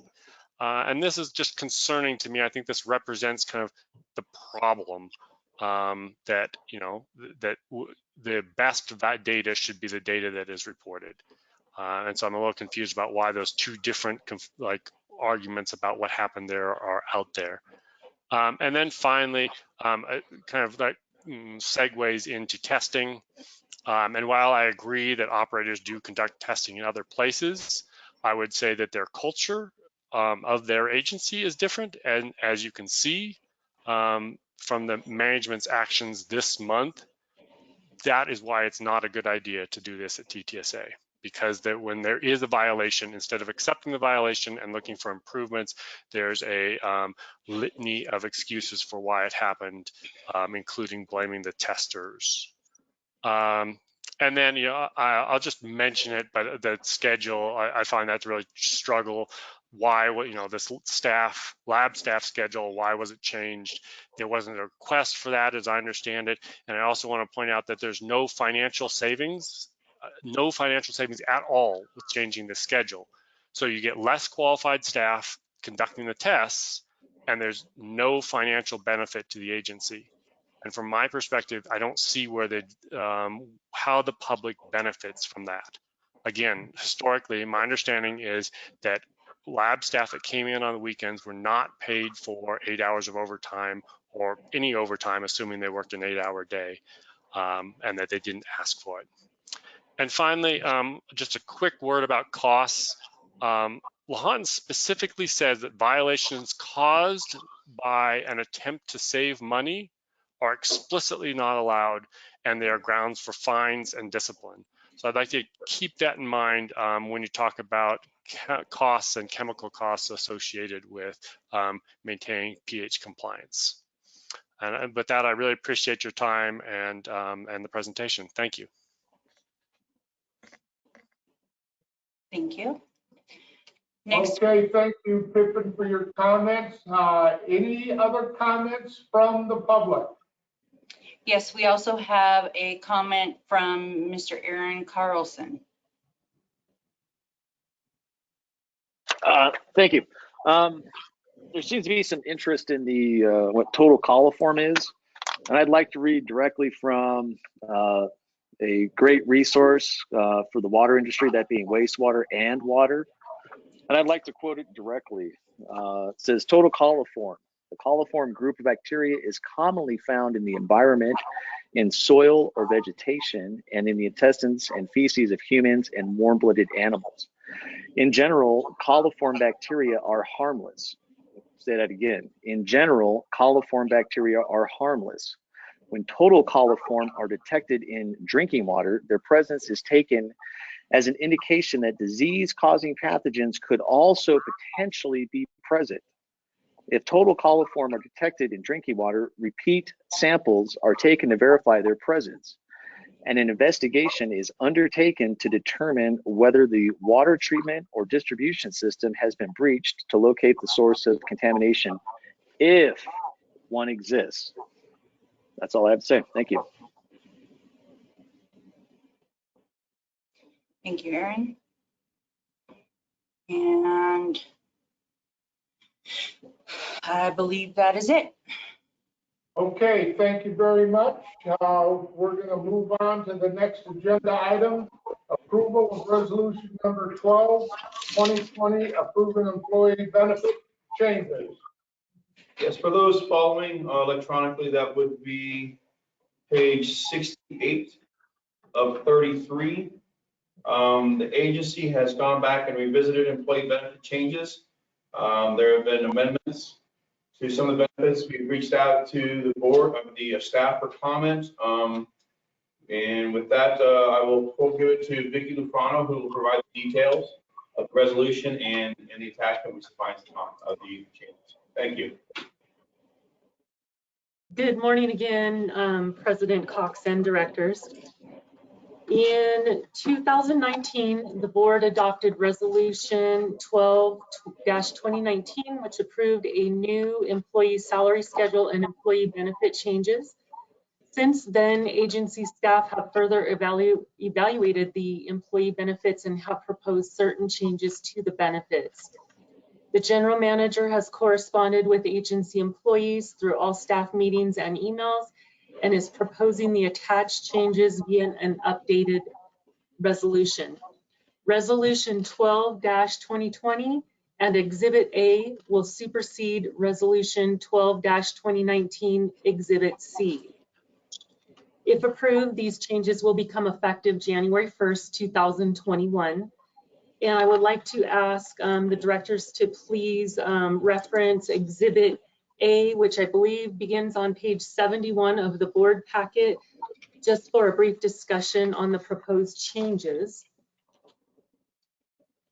And looking at the healthcare benefits, we added section or bullet point D, and what we're proposing is that any employee that that chooses to, they may switch instead of from the PERS care plan, they may choose the PERS choice or PERS select plans, and that the agency will share 50% of the cost savings with the employee. That 50% share will be placed into a health reimbursement arrangement plan, or HRA, and that will happen one time per month. Secondarily, we amended section E, and we amended that section to add the deductible for the select plan, which is either 1,000 or 2,000 based on the tier coverage for the employee. There were no additional changes under section 1 for healthcare benefits.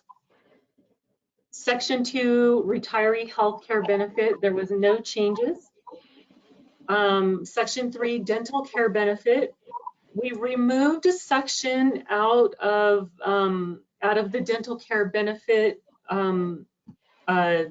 section, and we removed the language that stated that we would reimburse employees for the deductible and for additional services that that weren't covered at the same level that they had been previously, and this was years ago.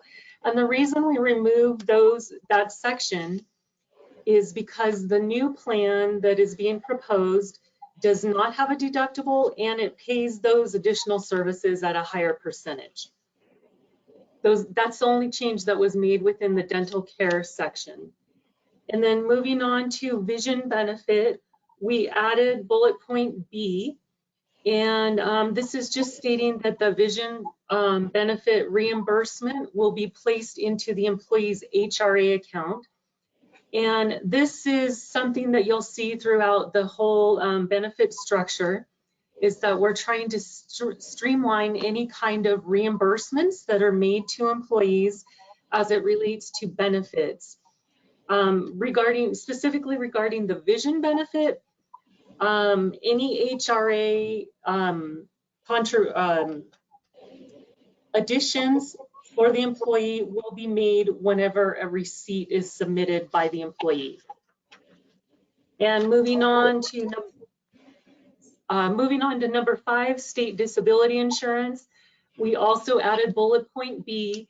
And again, we're just stating that the reimbursement to the employee for the state disability insurance will be made into an HRA account, and that will be made on a per pay period basis, meaning every time the employee is paid, that reimbursement will be made into their HRA. We have added item number 6, the short-term disability. This is brand new. as well as item number 7, the long-term disability. And the two plans work together, the short-term and the long-term. The short-term is just I guess I'll call it a minor plan, and it's in place so that the transition to the long-term is more simple for the employee and for the company doing that transition. Item number 8, health reimbursement arrangement. This was, let's see, item number C was amended, and it was amended to add the deductible for the select plan. So it adds either the 1,000 or 2,000 deductible. Item number 9, cafeteria plan. This is something new also. And a cafeteria plan, just by definition, is an employee benefit plan that allows staff to choose from a variety of pre-tax benefits. They're also, a cafeteria plan is also known as a flexible benefits plan or a Section 125 plan. And again, this is new. It would be completely employee funded, and it allows the employee to achieve pre-tax savings for medical and dependent care. Number 10 is new, which is the employee assistance program. And this was added as an employee suggestion, and it allows employees to utilize some counseling services and some work-life type services. Item number 11, pension contribution, there were no changes. And item number 12, life insurance, no changes. And even though the plans may have changed, there were no changes to this document. No proposed changes to this document. And just as a side note, we have also added 6 additional optional benefits for employees, and those also will be completely employee funded should they choose to participate in those plans. And management and staff recommend the approval of Resolution 12-2020 approving employee benefits changes. Okay, thank you, Vicki. Are there any questions in regards to the changes in Resolution 12-2020? This is the benefit changes proceeding 12-2019. Any questions or comments? I'll ask for a motion to approve the changes. I had a comment from the public. Go ahead. Thank you, Dale. In section 2, I was reading this over. In section 2, this appears to be that this pays for retirees, but there's no amount of time required for people to work there for them to get that benefit. So correct me if I'm wrong, but is this the case if I happen to work at TTSA for, let's say, a day and I was retirement age, then the agency would then be responsible for the entire cost of my insurance for the rest of my life, or at least until the retirement, the whatever Medicare kicked in for me and my family? And as a ratepayer, if I'm correct about that, as a ratepayer, I'm a little concerned about that, and it appears that it just results in a revolving door of near retirement age people coming in and working for a short amount of time, and then the agency having to foot the bill. And I guess, like, not to add on indefinitely, but because retirement age at TTSA is very low, and because people tend to retire at a fairly young age there, it seems like that time period is actually substantial, and the unpaid burden there is important. Thank you. Okay, Pippin, thank you for your comment. Any other comments, Rochelle? Yes, we have a comment from Mark Wassley. He submitted a letter that he would like read aloud.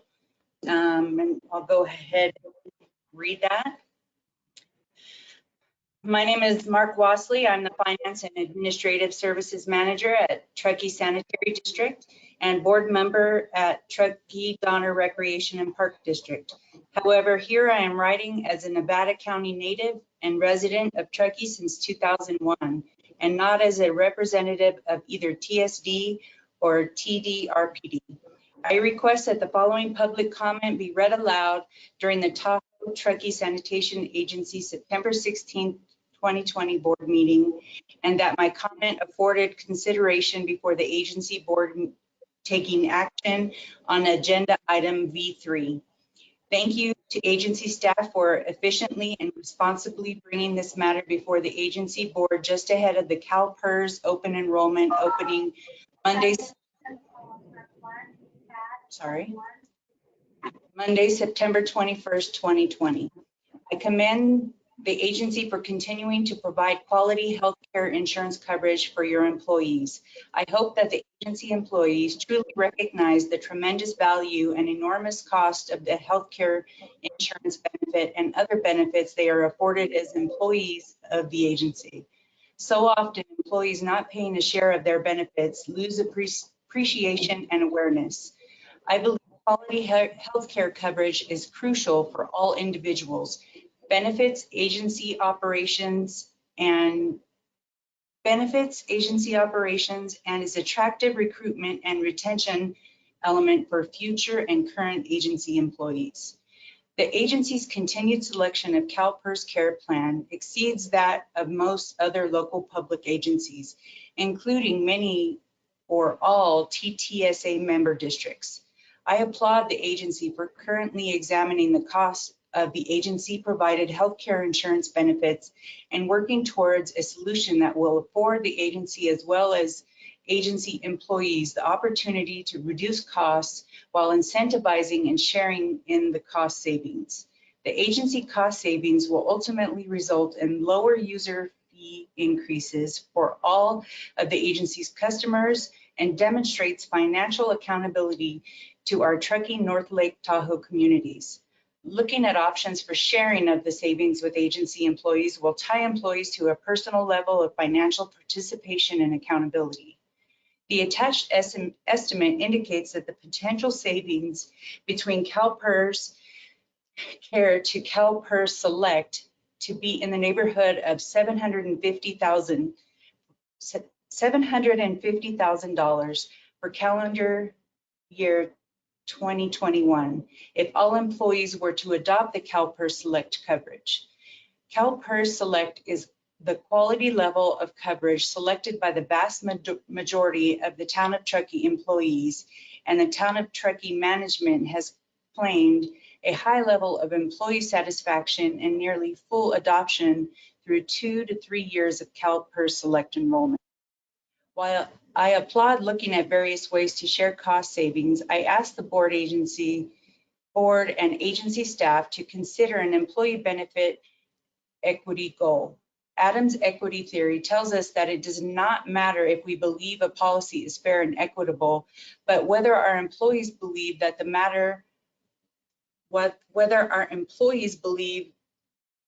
policy is fair and equitable. Currently, insurance benefits are paid for by the agency based on an employee's marital or parental status. I believe this approach towards healthcare insurance benefits is antiquated and rife with bias and discriminatory issues, exposing an employer to potential hiring and firing discrimination liabilities.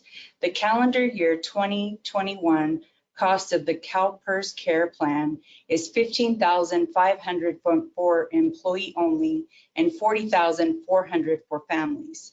Would the agency hire a $60,000 per year employee that comes with an additional $25,000 per year healthcare insurance benefit cost if the two candidates were otherwise equally qualified? Are you allowed to consider such in your hiring decisions? Are you certain that you wouldn't consider this 42% difference in a hiring decision? Further, I contend that this lack of equity tears apart the goals and intention of the agency's wage scale structure and can lead towards the employee equity concern. To address this employee benefit equity issue, I suggest that the agency select either CalPERS Care or CalPERS Choice family rate for the region. For Region 1, to be deemed as the maximum healthcare insurance contribution rate, that this be the rate against which to measure the savings subject to the 50% sharing to each employee's HRA account.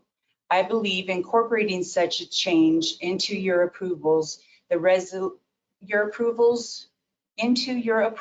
resolution today can meet the goals of the policy while achieving and improving employee benefit equity and still be completed ahead of the closure of the CalPERS open enrollment period for calendar 2021. This approach would reduce some of the agency savings, but it provides a common starting place for all future and current agency employees. A couple of additional items I would ask be addressed in regards to the proposed policy. Section 1D, would it be appropriate for agency to require the agency employees utilize either the agency or the agency's employee zip code during annual open enrollment that results in the lowest cost to the agency and the agency's employee, while for calendar 2021, the out-of-state rates are lower than Region 1? This may not always be the case. Section 5, state disability insurance. SDI is traditionally administered by the state of California with a 1% deduction forward to the state of California. This is not the care for the agency and agency employees. Or is this not the care for the agency and agency employees? I think he meant to say case. Section 8, HRA. Appears the proposed policy that all employees are afforded the full amount of the deductible each year, regardless if that deductible is an actual out-of-pocket cost to the employees. Is that the intent? Is that the current policy? Would it make more sense to only reimburse such deductible costs if there is an out-of-pocket cost actually incurred by the employee? Section 8, HRA, appears to indicate that the employee's HRA accounts will be maintained for the benefit of employees upon separation, termination, retirement. Will subject balances be afforded interest or investment earnings? Will subject balances be held in trust? Has this been vetted by Legal and Employment Tax Council? Section 11, pension. The contributions identified required contributions are more appropriately labeled as normal cost contributions. Section 11A fails to identify additional normal cost contributions where there are two additional normal cost contributions when the agency elects to pay the employee share, being the employer share and the employee share on the employee share elected to be paid by the agency. Section 12, life insurance. As currently drafted, there is coverage level of $200,000 per employee. It is often the case that carriers have reduced coverage at 60, 65, and 70 years of age. Is this not the case with TTSA's carrier? Overall, document fails to include Social Security and Medicare benefits. Does the agency participate in Social Security and Medicare? Overall, document should probably include agency's reserve right to change and modify at its sole discretion. Overall, rather than saying that savings will be funded to the employee's HRA monthly, would it be more appropriate to say something more along the lines of savings will be funded to the employee's HRA as soon as administratively practicable and no later than 60 days after the savings are realized? And that is it. And there is, there's also a document with some numbers and comparisons, pricing comparisons that I will include in the packet and also provide to Vicki to review. Okay, any other comments from the public? I have not received any other notifications. Seeing none and hearing none, we've analyzed the changes to the employees benefit changes. At this time, I'd like to have a motion to approve. Hey, Dale. I've Yeah. got a comment and a question as in follow up to public comment. Yes, go ahead. So the Mr. Wasley's comments were very detailed. Sounds like he's definitely an expert in this subject matter. I think that the sense I got from his comments in general was, should we be looking at reducing benefits to some degree in the healthcare arena from what the agency has previously provided to current employees? That's something that I know we as a board discussed, and I think we came to a conclusion, we'll find out in a moment, we'll see if the resolution passes, was that it would be appropriate to maintain health benefits for current employees at the same level that they were afforded in the most recent past. We also looked at an option to include this ability for an employee to take a lower cost health plan to the agency, such that we as the agency would then benefit in the reduction in that lower cost health plan, as would the employee. So it wasn't, so rather than just say, hey, this, the higher quality plan is no longer available to employees, we're only making available this lower quality of plan. Instead, what we did is we said, no, we're gonna honor the higher quality plan that we have afforded in years past, and we're going to create an incentive so that if employees think that the lower cost plan meets their needs and it costs us as the agency less money, that we will incentivize them to take advantage of that. So I think that's a kind of a basic concept that's in this proposed benefit package. The other thing I wanted to touch on was a follow-up by Pippin Mader's comment related to post-retirement healthcare benefits. That's been a significant area of concern for me and continues to be. A question I've got for LaRue is what ability do we as the agency to do one or both of the following two things? One, what ability would we have to discontinue existing post-retirement healthcare benefits that we're providing? And then the second question is, what ability do we have to discontinue the ability for any current employees to gain access to post-retirement healthcare? And that may be I'm not sure if LaRue's the best person for that, or if it's Vicki, or if it's Dick, but this is something we've been talking about, something that I feel strongly about in terms of reducing the agency's liabilities on post-retirement health care, and we're trying to balance that against the benefit package that the employee group has historically received. So anyway, I'm curious if we wanted to take that drastic an action on in either of those two categories, are we able to do that? I'll go ahead and address some of that. I may need some assistance from you, Dick. Vicki, as I understand it, we as an agency do have the ability to discontinue these benefits, post-retirement benefits to our staff. There are steps we have to do. I believe we have some resolutions currently in play that dictate how the process is currently handled. And we would just have to adopt resolutions and actions accordingly.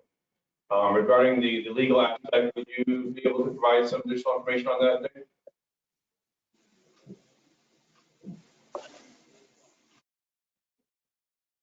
You're muted, Dick. Yeah, this is a complicated question, LaRue. I don't think it's that easy for the agency to discontinue post-retirement medical benefits. One of the consequences of participating through CalPERS retirement is you must comply with the CalPERS PEMCA statute, which has very favorable obligations to provide retiree medical coverage. You may be able to alter the copay arrangement for the retirees so they pay more, but I'm not sure you can outright discontinue the benefit. If the agency wants to evaluate that further, I recommend you consult with Wiley Price Radulovich on the particulars? That is something I'd like to, I'm a single board member. I'd be curious if there's a couple of other board members that would be interested in having that topic be brought back to us as a board for a more focused conversation about what our options are to reduce post-retirement healthcare benefits. I'll jump in and concur that a obligation to pay employee retirees health benefits for their entire life with no service requirement seems very problematic and a huge liability to the agency. And I don't know that the adoption of the resolution that's before us locks us into this current one. It perpetuates the existing one, but I think that we need to follow up on this topic. And I know many agencies have vesting programs so that at a certain number of years you start to accrue those retiree health benefits, and how we would deal with that with existing retirees and existing employees is something that we'd have to look into. But I would like to see us continue to pursue investigating what our options are there, because the existing program, and I believe Pippin Mater was pretty close to accurate, that any existing employee who meets the criteria for retirement, which is pretty simple, gets these benefits. And so we should pursue that. I'm going to continue on some other stuff. I think the comments from Mark Wasley weren't really a petition to our recommendation to reduce the healthcare program from a 90-10 to something lower than that. I think he was applauding the agency for incentivizing those employees that want to adopt a less expensive plan than the 90-10 by giving them some money back into their HRA and the district sharing in that benefit. His had to do more with a equity issue between the family, or the two member, and the family rates. And Mark is an employee of mine, and again, he made it clear he was making those comments not representing TSD, but he and I have a difference of opinion there. I respect his opinion and understand, there are equity issues there, that families receive a larger financial benefit from the agency than a single person. But whether you're single, you're a family, you're getting the same benefit, which is health coverage. And I think that it's appropriate for us to provide health coverage to employees and their families. I continue to support that, although I think his comment is worth considering if we want to look at that further. One other item that Mark brought up and I also had a question on was just a little bit of the mechanics of the HRAs and how they're set up for each individual employee. And there's a lot of different pools of money going into these HRAs, from, it sounds like, deductibles and copay contributions, vision care, their SDI, state disability is going in there. Are those, they end up in a giant single pool for each employee, which then can utilize those funds for anything that meets the requirements in that individual person's HRA?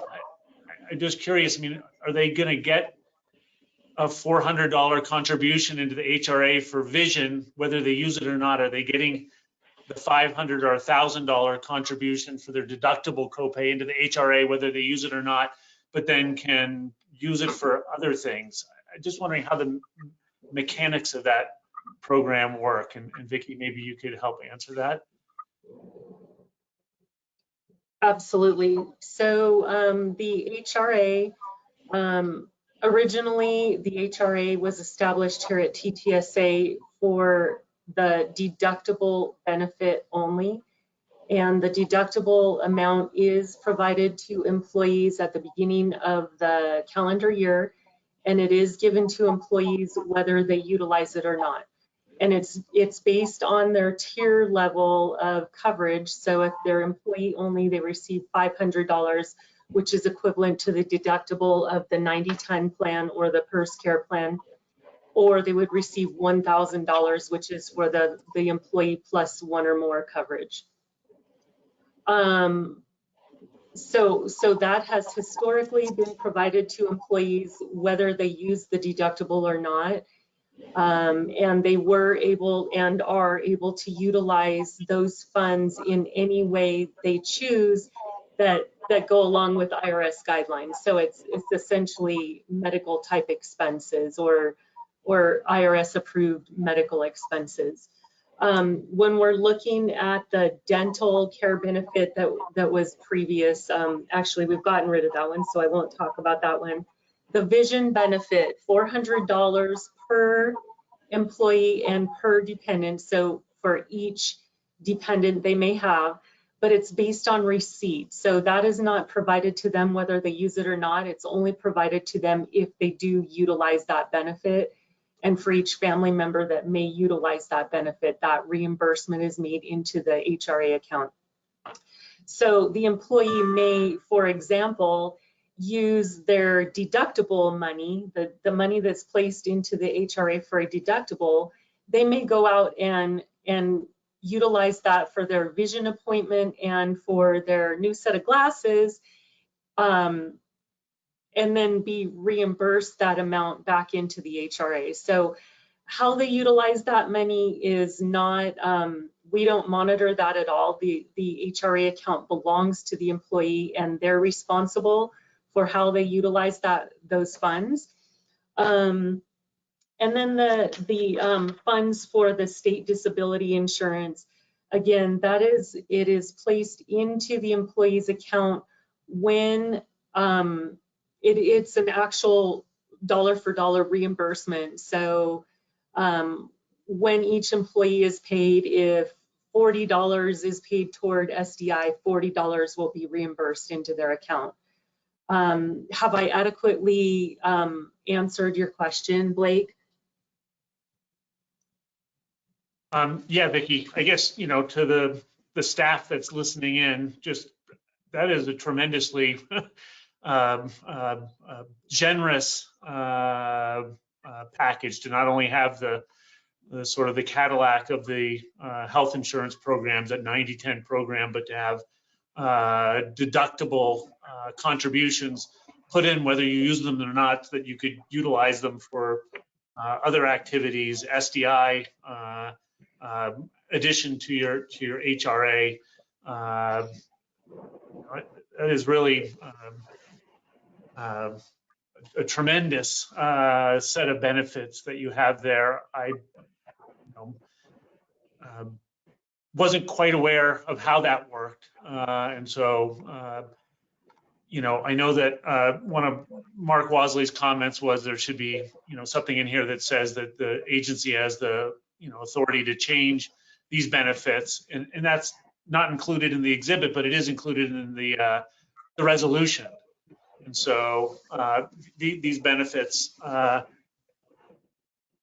don't ever want to do anything, without vetting things with staff. I'm never a fan of any surprises, and so I know that this plan had been vetted with staff, and I'm not proposing a significant change to this, but just an acknowledgement that staff should know that what a tremendous set of benefits they're receiving as part of this resolution, and that in addition to the retiree health issue that we've recommended that staff go back and investigate, I think some of these other benefits that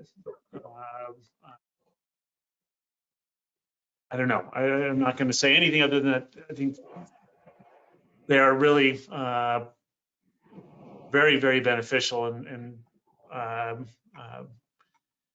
now that I understand them, some of these things, they may change in the future. I'm not saying I'm only one vote and I don't even have my mind made up. But I think folks should just recognize how good they are now. And,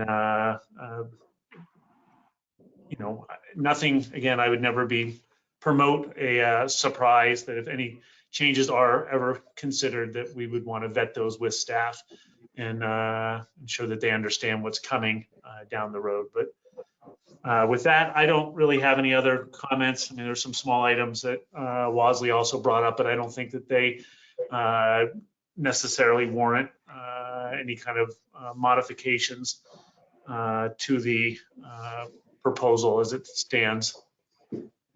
Blake, I would just like to make one additional comment, and it's regarding the HRA, and that would be regarding the 50% cost sharing that the agency is proposing. And that also would be placed into the employee's HRA account only after the month has passed in which they have received that coverage. So again, it's really for the it's not upfront money, a year's upfront money or anything like that. It's month to month. And then just to say, personally, I'm very thankful for all of the benefits that were established here at TTSA years ago, and that I personally benefit from right now. So I thank the board for, I know your decisions aren't easy, and I thank you for reviewing those with the, annually or however often they're reviewed, and making those tough decisions. So thank you, board, for that. And I think many employees feel the same way. I had a question. I'm there with Dan as far as the post-retirement issue. I think we've talked about it as a board 100% of the time, as far as we weren't going to take anything away that they currently have. What I was looking at is what, with CalPERS, what are the requirements for when we bring in new employees as that post-retirement benefit? Pippin brought it up. It's a good, I've brought it up in the past as far as, maybe we have another tier of new employees that wouldn't be offered to. But for the existing employees, you can't take away something that they already have. That's my comment. Okay, I think it'd be fair to say that in lieu of all the comments that we've heard today, I think that it would be in our best interest to direct staff to go back and meet and confer over the concerns that's been voiced here today on this agenda item, and then move it with a little bit more information and clarity onto the agenda for next month. If I may, I interpreted the conversation to be that I potentially come back next month with more information on how we deal with post-retirement benefits as it applies to the current resolution. I just viewed that there was discussion about it. They are great benefits. The staff is aware of it, and they're appreciative of it. But the intent is to approve it at this month's board meeting to give us sufficient time to enroll and make changes accordingly for the upcoming CalPERS open enrollment. So to be clear, I think it's appropriate for me to come back next month based off the feedback with more information on retirement. But to approve, my recommendation is to approve the resolution on the agenda today, meeting now. And if I misinterpret that, please let me know.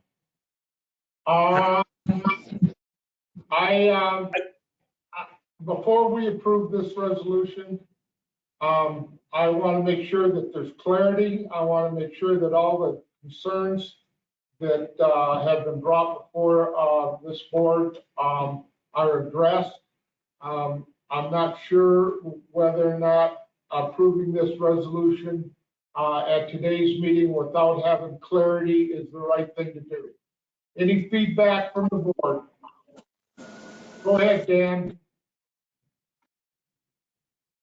Thanks. I actually agree with what LaRue stated, which would be to go ahead and approve this resolution for today. That allows, the enrollment period it allows us to meet the enrollment period for PERS, and then it creates the opportunity for us to potentially save some money in conjunction with giving the employees a little bit more of a benefit should they choose to take the lower cost health plan. And I think we've got a timing issue, which is why I think we should move forward with that. And then ask staff to come back sometime within the next 1 to 3 months with a specific item related to retiree healthcare benefits.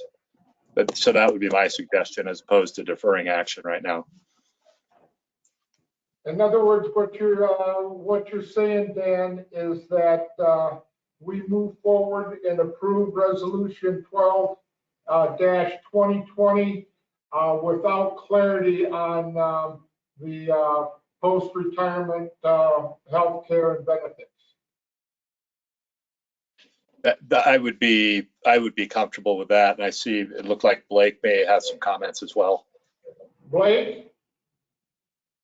Yeah, I concur with LaRue and Dan, and if I couldn't quite understand if that was a motion on Dan's part to adopt the resolution. It wasn't. I wanted to just throw it out for discussion before I made a motion. Yeah, I'm prepared to make a motion to accept this resolution. Again, highlighting item 4 of the resolution that says the employee benefits are subject to change at any time as may be determined by subsequent action of the board. And I think we're talking about some of those subsequent actions that we may be considering, but at this time to potentially result in some cost savings to the agency and some additional contributions to the employees, HRAs who elect to choose different plans, and the timing of CalPERS open enrollment period. I think we should go ahead and take action. And so I'll move for the adoption of Resolution 12-2020. And I'll second that. Okay, we have a motion on the floor and a second to approve Resolution 12-2020.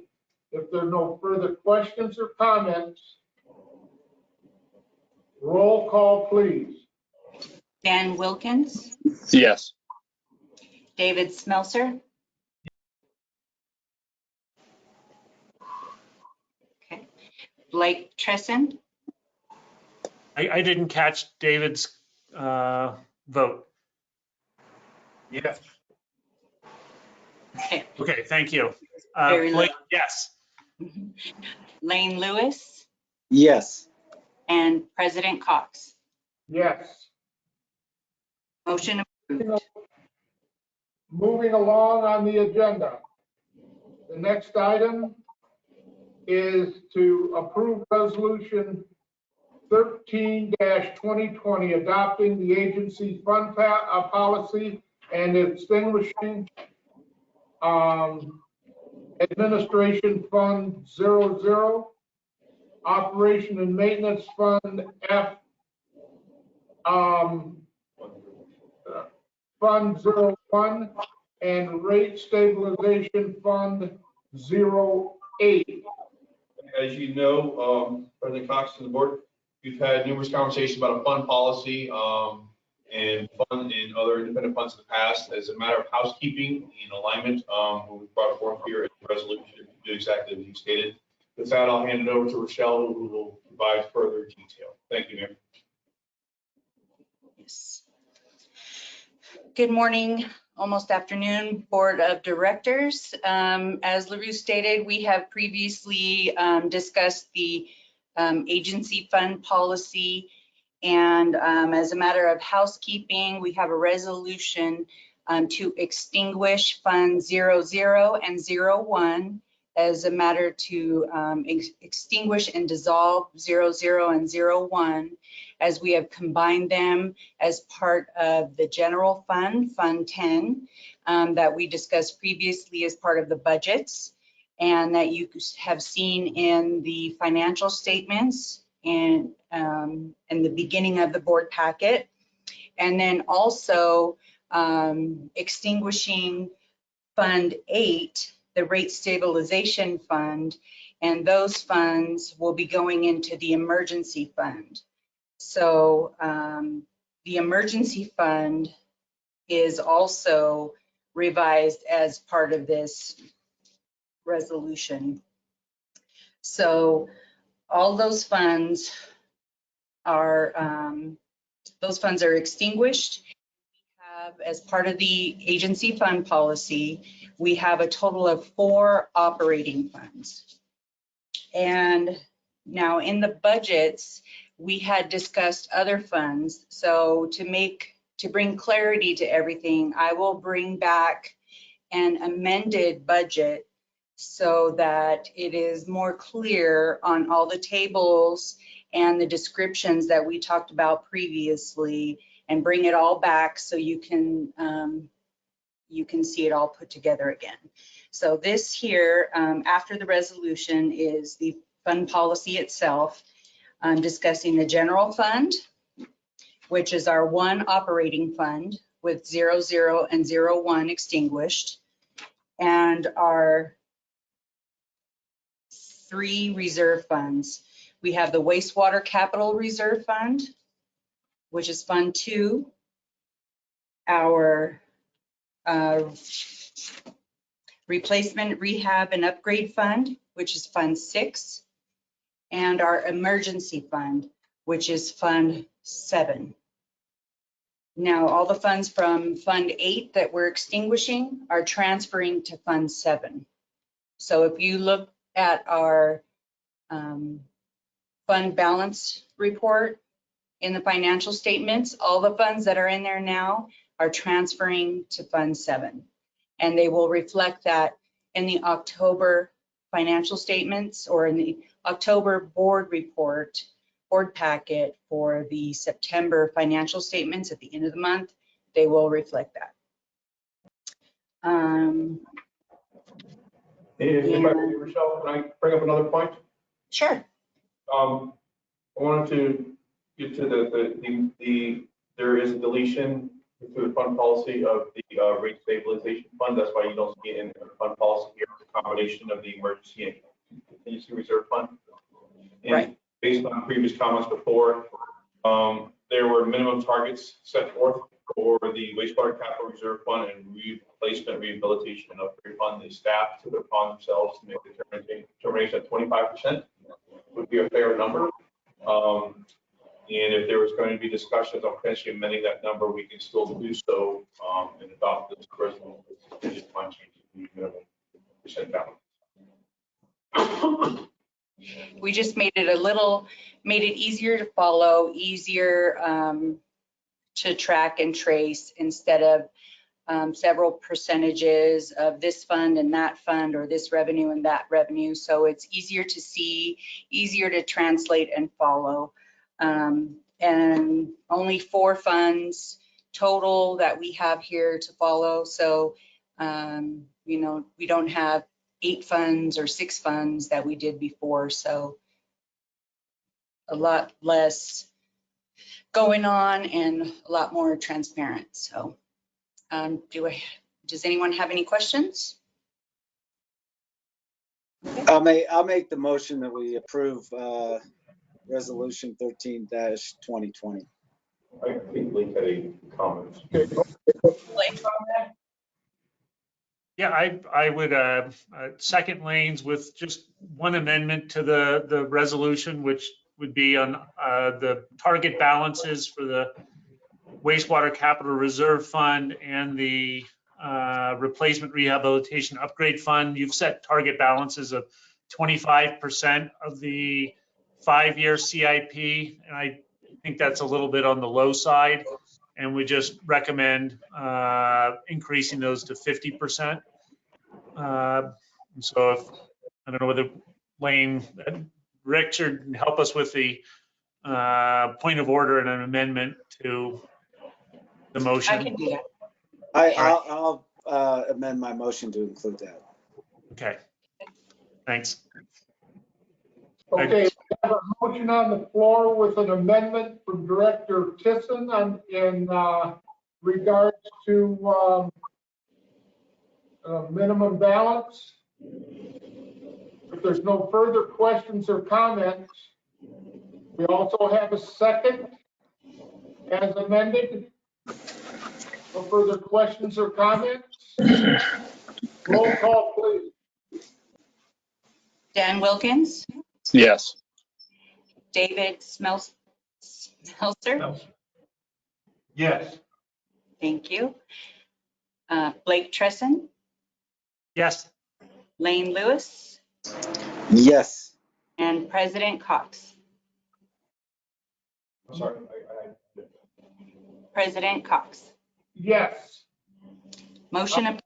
Along to item number 5, approval of task order number 34 with CH2M Hill for the 2021 chlorine system process hazard and analysis.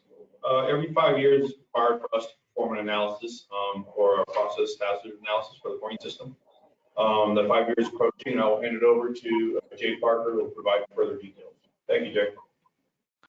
Yep, thank you, LaRue, and good morning, directors.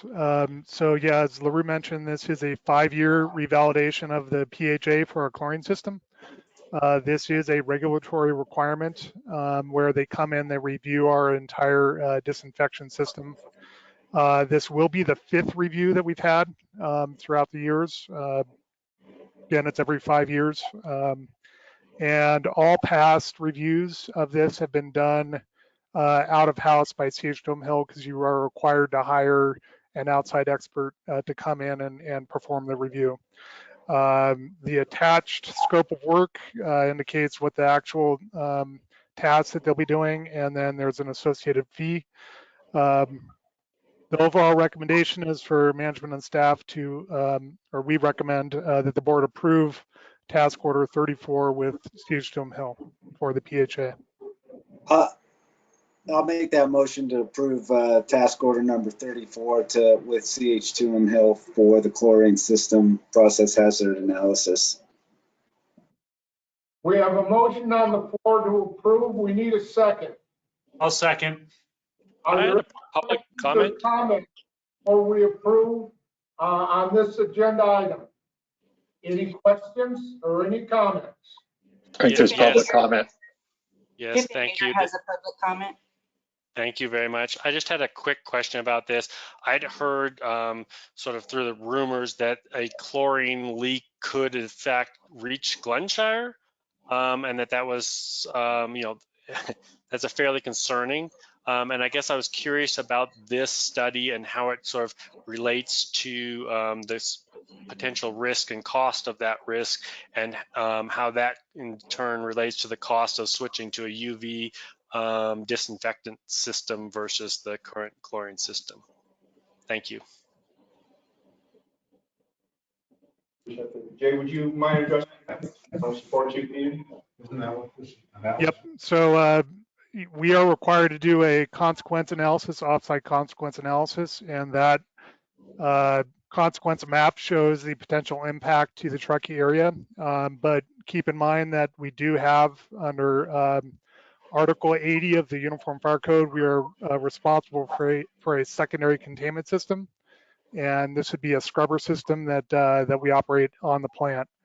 So in addition to that, we have something called the Powell Emergency Chlorine Shutoff System. So that basically, on detection of a chlorine leak, will shut the containers. So we have what we consider belt and suspenders in terms of protection against the community for chlorine.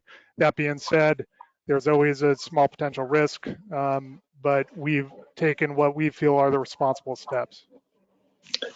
So Jay, this study would effectively reevaluate those risks that we've looked at previously, see if anything has changed in that analysis.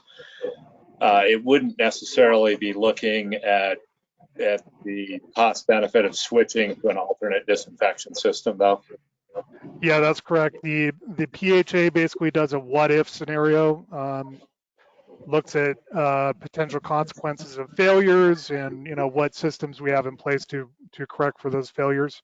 And so this being the fifth iteration of that, our consultant has consistently come in and they give recommendations on small improvements to make based on the study. But yeah, the scope of this is not to go to an alternative disinfectant.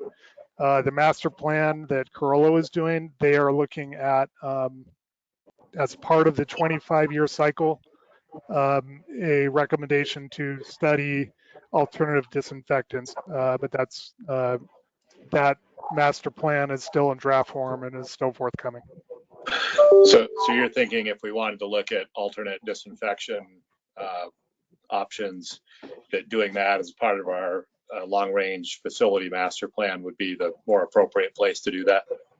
Yeah, that's correct. The PHA is simply a look at your existing facility and basically determining if there are any actions that need to be taken to improve that existing system.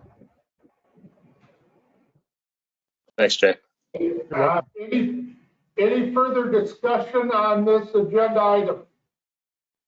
We have a motion on the floor and a second to approve task order number 34. If there's no further questions or comments, roll call, please. Dan Wilkins, Yes. David Smelser, Yes. Blake Tresson, Yes. Lane Lewis, Yes. and President Cox. Yes. Motion approved. Moving along to management team report. We can start with the operations department. Good morning again, board. President Cox. I'd like to give the operations department report for September 16th or for the month of August. Our compliance report, all plant waste discharge requirements were met for the month except for 2 violations that were reported to the Regional Water Quality Control Board, Lahontan. One was on 8/3/2020, total coliform organisms 7-day mean limit of 23 MPN per 100 milligrams per liter was recorded at 52 to 54 MPN per 100 milligram per liter. On 8/4/2020, pH at well 31 was recorded at 6.4 units. Operations report itself, overall the plant performed well through the month. Operators continued to train with chemists for the weekend laboratory testing. Laboratory report. Through an initial research was performed regarding laboratory results and procedures. Internal research was performed regarding laboratory results and procedures. Further research will be continued as the total coliform result of 52 to 54 MPM per 100 on 8/3/2020 above is not consistent with the corresponding residual chlorine level and not consistent with other data points with corresponding chlorine and constituent levels. The laboratory director determined the monitoring, well collection, preservation, and testing practices were not in compliance with the laboratory standard operating procedure, or SOPs. The previous laboratory director failed to enforce compliance with the laboratory SOP, which may have compromised the integrity of all monitoring well test results, including pH. Additional documentation will be required as it was found there was no documentation to warrant, track, or verify why the turbidity data on 7/11/2020 was amended from a 6.7 NTU to an 11.2 NTU, therefore warranting a violation. Further, it was determined additional documentation will be required for other numerous tests. While preparing ELAP required documentation, the laboratory director discovered the reported violation pH of 6.4 units on 10/16/2019 was actually a data result of a 6.7 pH units. And the previous laboratory director did not perform adequate QC review measures prior to providing the data to the operations manager, myself, for submission to the Regional Water Quality Control Board. The Environmental Laboratory Accreditation Program, ELAP, has initiated an investigation into the laboratory and has requested the following. all documents related to the following violations to include but not limited to chain of custody, sample login sheets, raw data sheets, quality assurance, quality control data, and laboratory reports for all violations listed in front of you. All regulatory compliance samples analyzed in the month of July 2019 and July 2020 that were analyzed using one of the methods listed below. I won't, unless you want me to, I'm not going to go through the entire list.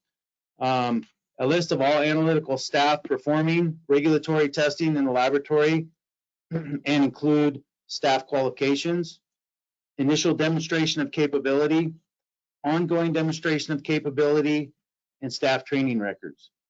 Copies of the laboratory training policies and procedures. The Environmental Laboratory Accreditation Program, ELAP, also has requested a pre-assessment documentation to include a roster of organizational chart with laboratory staff, names, and tests performed by each person, laboratory's latest quality manual and SOP, standard operating procedures, for all methods on the laboratory's accredited fields of testing, list, or current application. The laboratory's previous Cal ELAP assessment report included the assessed laboratory corrective actions. Procedures for the following: training, sample logging and handling, non-conformance, and corrective actions, and reporting results, to include procedures for data integrity training, document control, complaints, internal audits, management review, if applicable. Records of the latest support equipment calibration for thermometers and weights and calibrations. For large numbers of analytics, such as organic and metals, include the demonstration of capability and of proficiency testing results per method, per matrix. In order to complete the analytic review of all subgroups, method detection limits, MDLs, or laboratory control samples, laboratory fortified blanks are acceptable. 7, a listing of samples analyzed under the current accreditation over the past 2 months time frame in order, identifying the analysis performed and data package for the first and last entry of the list containing of the following. And you can see the list in front of you. And then the laboratory created training videos for the weekend testing, which was in the presentation. The video can be viewed on the agency website, again, to see the complexity of testing. And then we have our plant data. As reported, we had the 2 violations, and then you can see the other constituent levels for the effluent limitation descriptions were all met for the month. Any questions? Board? Yes, I got a question, Mike.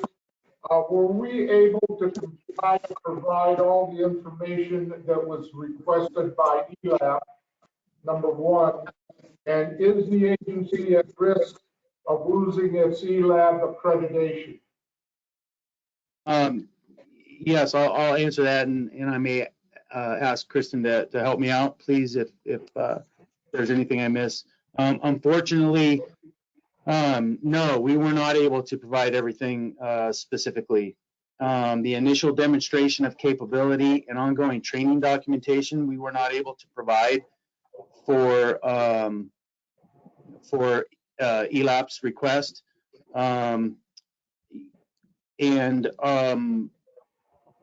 Just a brief history, we have in the past lost an accreditation for specific tests in the past, approximately 4 years ago. Unfortunately, there has been hasn't been any further training requirements required on the other tests to ensure capability for all staff. The past laboratory director has stated the staff are cross-trained. However, there's no documentation found to confirm that. I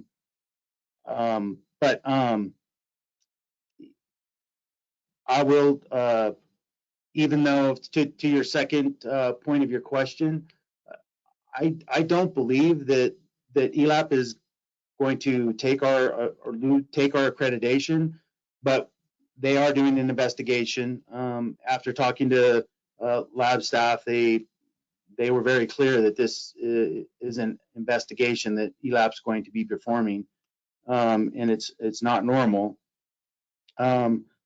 So, Kristen, I'd defer to you as to confirm current missing documentation or non-compliance of standard operating procedures, and any other lab matters that I may have missed.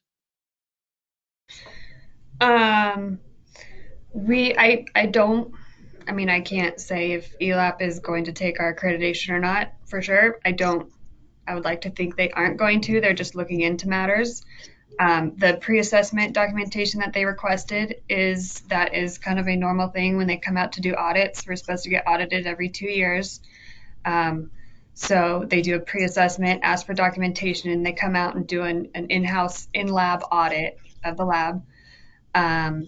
The second request for documentation is kind of a newer one that I've never seen before. It is kind of more of an investigation looking into things, but I don't really fear we have too much to worry about, or at least I like to think that, because we don't have the documentation for the initial demonstration of capability, but I did explain, there's 20 years experience, there's 12 years experience, there's 8 years experience, and we had to perform our initial demonstration in front of the lab director. And so we don't have documentation to send them, but I did explain that we did have to prove, at least to the lab director, that we were capable of doing the test. And the lab does proficiency testing every year, but we do a general proficiency testing per lab. So each lab staff does not perform the same test. It's one test for the whole lab that we perform, that we have to pass to keep our accreditation every year. With the new T&I regulations coming, which start October 1st this year, we have 3 years to implement them, and one of the new regulations is that all lab staff will have to go through all proficiency testing in order to be accredited in that field of testing, I believe. And then in the new T&I regulations, it also brings up more, it's a lot more documentation and kind of quality control paperwork and documentation that they want to keep track of mainly. And so I see that as a good thing. That's kind of what we need to move forward to. That's kind of where I understand ELAP's point of view of wanting this documentation. It's kind of where everyone should be. So with T&I, it's a lot of work that will come for the lab to do, but I think it's a good thing. So, but otherwise, if there's any other question. Dale, I have a question. I'm not sure if it's for Mike or Kristen or who, but so ELAP is the accreditation agency that basically it sets standards for labs such as ours, and that also effectively accredits them. It sounds like they do a kind of a standing 2-year review of these labs. That's just kind of a thing that comes up regularly on their schedule. Did I understand that correctly, Mike or Kristen? Yeah, go ahead, Kristen. Yeah, it's every year we put in an application to get reaccredited, but every 2 years they do an audit of the labs. So and we are overdue for our audit. I think our last audit, I believe, was in 2017. And so this is why we are, as a lab, we are expecting an audit because we're overdue for one. And it is every year that they come out. It is Okay. great. Okay, that was going to be my next question, is whether this audit was just a result of their regular cycle of evaluating these labs, or whether there was some other activity that drove this audit to be happening. No, I'm not. That's why it didn't, the pre-assessment documentation request didn't come as a shock to me or any of the other lab staff, because we knew we were due for an audit. So we know we were pretty much expecting it.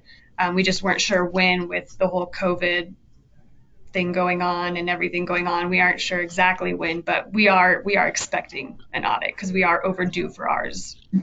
Okay, and then it sounds like, the first phase of the audit was kind of like a desk or audit where they request us to send in certain paperwork, demonstrating that we're current on various requirements. It sounds like we didn't have all of that paperwork, and we're in the process of providing supplemental information to hopefully demonstrate that even though we don't have the paperwork, we're still kind of current on all requirements at the lab. Is that a fair assessment? Well, they've never asked for our initial demonstration of capability before. That was in the other documentation packet that they asked for. So they've come out prior and they've seen, I mean, I've been through audits before. Bill's been through audits. We've all been through them. But they've never asked for our initial demonstration. They've looked at our SOPs. They've seen all of our work. And so what they've seen so far is kind of how we've had it. And they can give recommendations on what they want to see more of or less of, but they've never really asked for the initial demonstration of capability. And so I think that's why I had to explain, because they've never asked for it, we've never really had the documentation for it. And we don't really, I mean, our ongoing demonstration capability is pretty much, we add in like a control standard, a laboratory fortified blank in every test that it's applicable in. We add that in, and that kind of shows that here's a control that you add into a test, and we expect this number and you should get this number. And if you're within that range, then it's correct. If not, then you got to kind of go back and look at things. But that's kind of our ongoing demonstration, and our documentation for that is pretty much in each test we have a control. So it's kind of depending on what test they look at that time.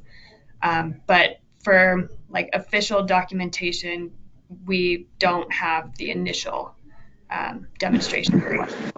Okay, and then my last question, will we get some kind of an audit report from ELAP after they've concluded their efforts? Yeah, we always have kind of our, it's kind of like a corrective action assessment thing that they go through. And it's like, for example, one year, I can't remember how many years ago, we used to use whiteout, and they didn't like that. So one of our corrective actions was stop using whiteout, put a line through it and initial. And so that was, okay, this is how we have to do it now. So they do kind of give you a review of your audit, and then they list their findings and the corrections that they want you to make. And then you have to make those the lab would have to make those corrections, and then write up a response and send it back to them.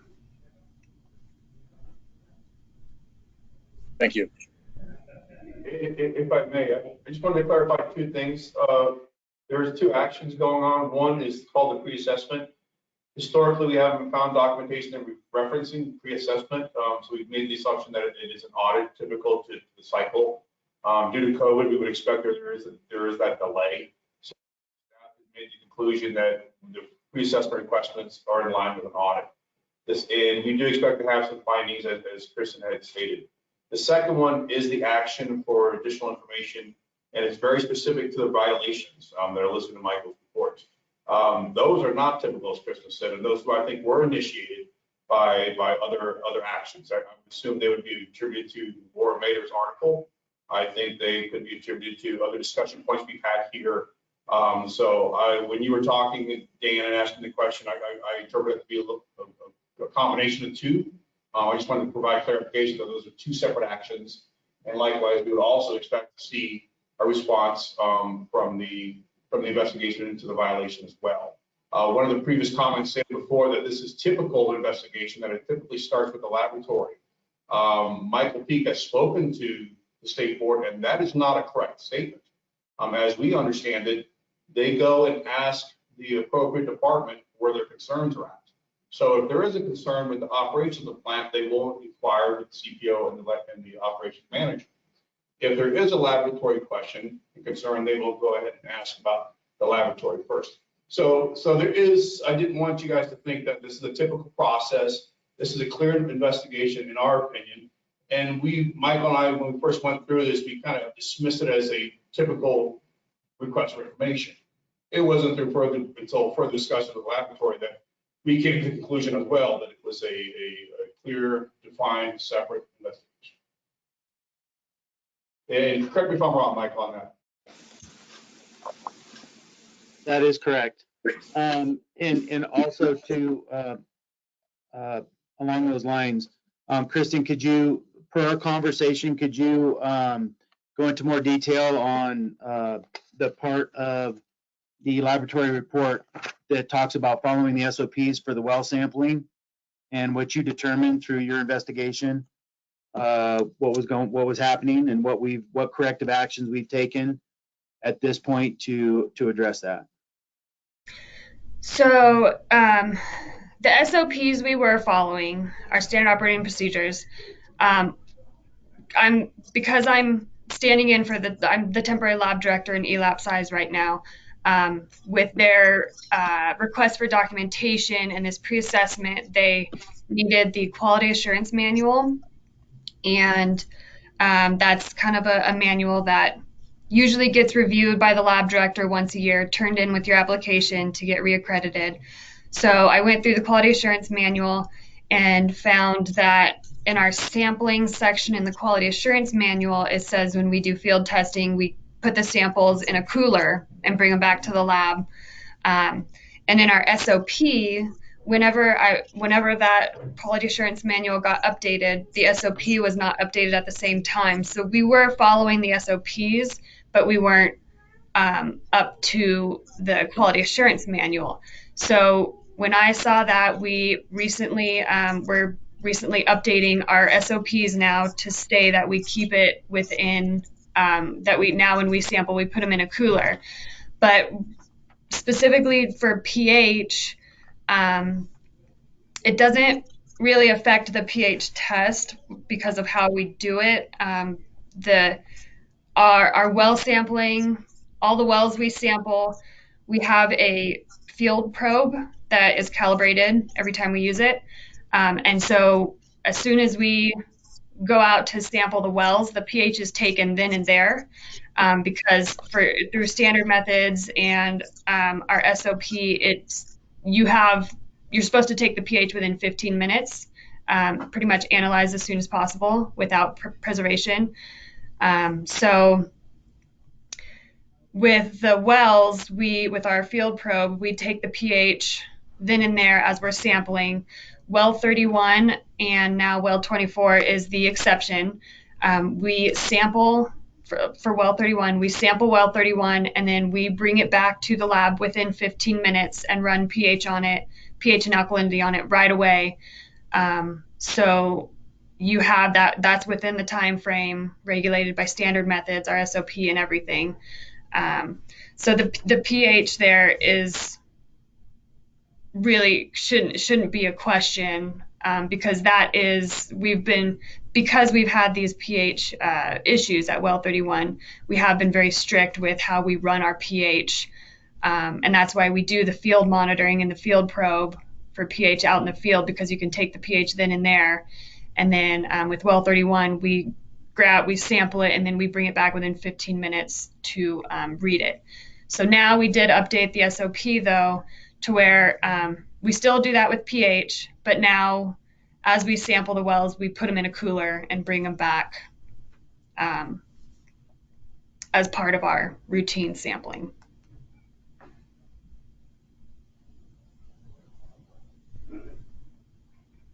Thank you for that clarification. Hey, Mike, is there anything further on your report? That is a conclusion of my report. Okay, are there any further questions or comments for Mike on his report? Just when, well, I guess whenever this audit / investigation closes out, will we as a board get a copy of whatever the results of that are, LaRue? Yes. Well, we will include it in the department report. Adjusted under the department report and attach any of the documentation. Most definitely. Okay, I have Pippin, Carl, and Jane Davis would like to make a comment.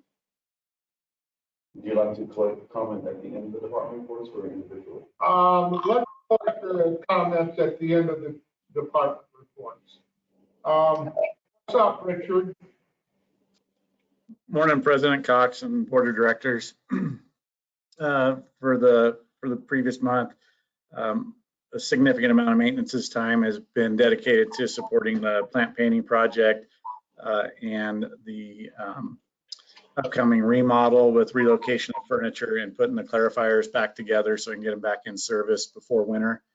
Additionally, we have completed our secondary 12 kV power feed to the facility that comes in through BNR. So both of our primary feeds have been serviced and are in good shape. We've completed our outdoor lighting project. As just a reminder, that was to convert over a significant amount of exterior lights over to LED, which are, as everyone knows, more energy efficient and much more lower labor costs as far as upkeep and maintenance on those. And we're wrapping up our indoor corridor lighting project, which is the same scope, converting over to LED, getting the corridors lit to an OSHA standard. And while we're doing that, we're also, as some of the older directors will recall, there's old abandoned T-bar railing that was left behind when they took down the drop ceiling. We're removing that and cleaning up the corridors, just make it more aesthetically pleasing. We've done some commercial driving training internally for a couple of the staff and began some repair work on the irrigation system now that we've completed running all the heavy equipment over the front lawn area. That really sums up most of the items from last month. One item that did come in after I prepared the report at the direction of Director Lewis, I did meet with our security system provider for cameras and did a site visit with them at well 31. So they've looked at it and they forwarded it to their design group to see what it would take to get a camera out there to monitor that well site. So more information will be coming next month.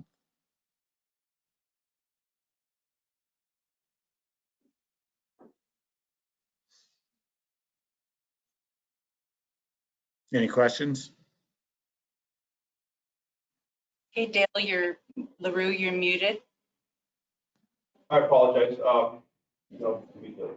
If there's no further questions or comments for Richard from the board,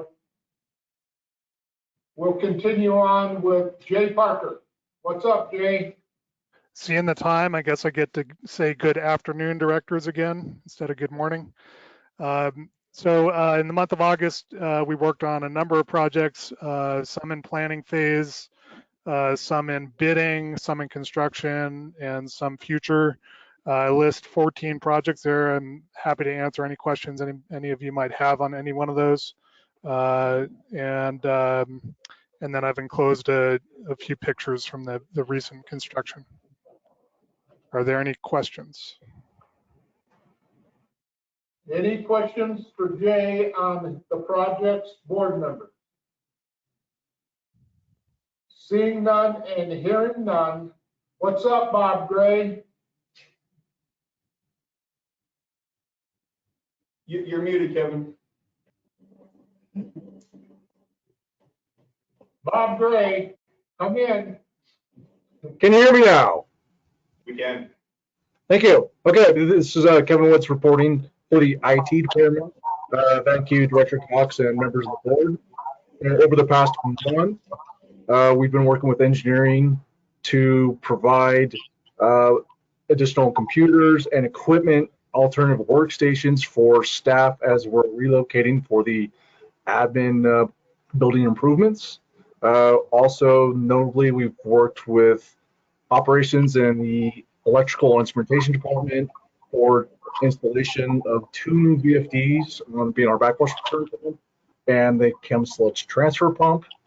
Notably, I wanted to say that we're continuing on the electronic logbook migration plan and reviewing and considering applicants for the IT specialist position. That summarizes the monthly report. Thank you. Any questions? Any questions for the IT report? Board members? Seeing none and hearing none. Moving along to Rochelle. What's up, Administration Manager? Besides what is already written on the department report, as Kevin and other people have reported, we are preparing for the admin remodel and finishing up our accounting audit. We're just trying to get everything done and the best we can and prepare to move out into a temporary trailer here in the next week.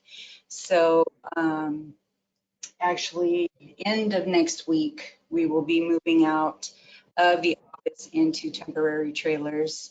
So preparing for that while we're finishing audit and rotating, working from home, and just doing the best we can. And any questions about the department report or data within? Okay. Rochelle, how long are you going to be in the trailers for?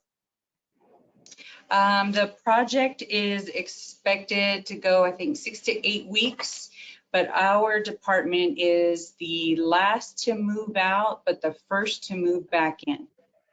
Okay, good. Thank you.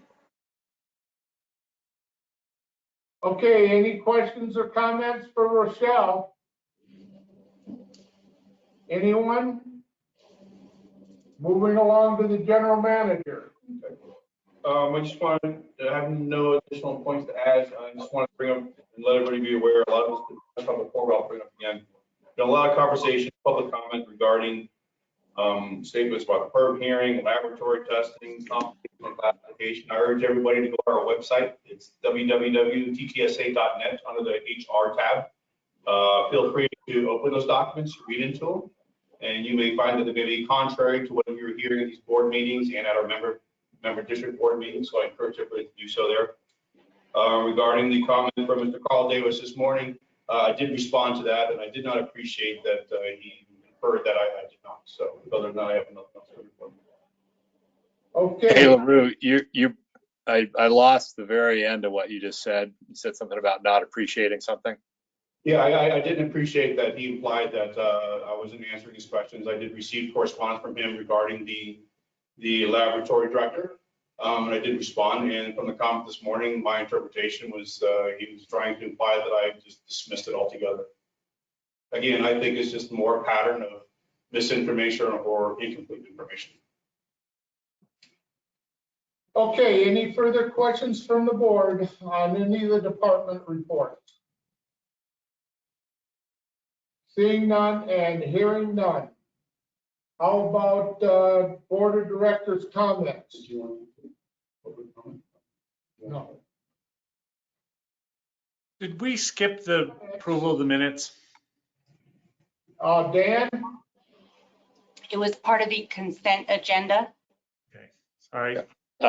So Dale, did you want to take public comment on department reports before we go to directors' reports? I asked for public comment. We actually have one stated from Mr. Pippin. We do. We have 3 public comments regarding department reports. Okay, Mayor let's, Carl Davis. Go ahead, Michelle. Okay, Pippin, would you like to go ahead and make your public comment regarding department reports?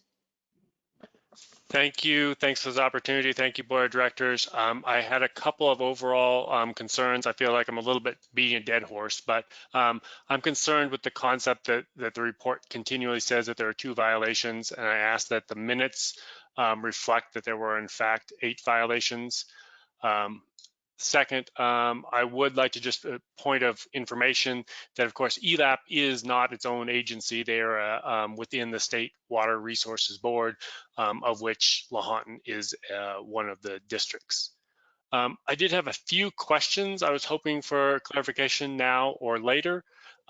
Starting out with the 2019 violation, I was curious about whether that cover sheet showed that violation, the cover sheet that went to Lahontan. The second part of that is I'd like to know who signs off on that report to Lahontan. And finally, I'd like to know who within the agency reviews that report after it leaves the lab and before it is signed off on. And then one more question about the, I guess I have 2 more questions, but the field method for measuring pH, is that an ELAP approved method? I just wanted to make sure I understood whether that testing had been done in compliance with ELAP allowed methods. And then finally, I want to ask about an update on the staff survey that Lane has been asking about. And I wanted to ask if there's any timeline about when that might be made available. The last couple of meetings, LaRue has said that survey has already been conducted, but the results of which haven't been made available to the public or the board of directors I know of. So I hope you got those questions, and I look forward to responses. Thank you. Okay. Carl Davis, you also had comment? Yeah, I've got a couple questions from the operations report there. So, we talk about the TNI standard coming to effect in like 15 days, and it's going to take about 3 years to come into compliance with that. How is this TNI standard going to affect the operators? Because I've read the TNI standard, I have a copy. I understand what is involved with personnel requirements. And so I just want to know how many hours of training are operators going to receive before they're essentially cut loose and allowed to perform tests unsupervised. And just kind of with point number 3, Mr. Peak's report, it should be known that there was an operator in training who initially took that report. And it was the diligence of the lab staff to recognize that that initial number was outside of what they see on a normal basis. And so he did his due diligence and he reran the test to ensure that that operator in training had done the test correctly. So, and then kind of point number 4, we talk about people making mistakes. Mr. Peak says, the laboratory director didn't do the QC measures to ensure that the typos weren't in there. Well, Mr. Peak, you got a typo in your report in the board packet. A 6.4 or 6.7, everyone knows that a 4 and a 7 are right next to each other on the digital keypad. So, Mr. Peak, did you even review the data when you saw that there was a 6.4 violation, or you just said, well, there's another one, and then you were on with it and reported it? So I want to know, where is the quality control happening? Like, who oversees the lab director when there's a series of checks and balances that have to happen? And finally, I just really want to thank Ms. Davis for confirming that she's the temporary lab director. I understand that ELAP needs somebody to fill that position in order to make reports so that way the lab can retain their accreditation. But to my understanding, she's not accepted a formal documentation that says there is a lab director or that she is the lab director. And secondly, I want to commend the agency, the administration here, for putting all of this information up on the website. You've got videos of people who have diplomas and university educations who have spent their entire life performing tests, and it looks really great, looks easy, professional. But excuse me, where is it that says she is the lab director and that she's being compensated for that? Because you haven't posted the position. So you've done all this other stuff, but there's been no work on the website. I've been to your website. I've seen it. So it seems simple. So, and again, to Mr. Griffin's comments about this morning, I have yet to receive an email that addresses answers to any of my questions that I had. Mr. Griffin sent me an email a week and a half ago stating that about the harassment and workplace violation documentation that I requested. I also included in there many, many questions that have yet to be answered. So, Mr. Griffin, you sent it. It probably went to the wrong email address. You need to send your answers again to me again. So. Anything else? Rochelle, anyone? Jane Davis. Yes, hello, it's Jane Davis again. And I'd like to comment further on the violations at TTSA. I first became aware of the problems at TTSA when I read about them in Moonshine Inc. Since then, I've been reading the TTSA Tribune blog, and my eyes have really been opened. I've been thinking, though, about that article in Moonshine Inc. written by your former lab director back in July.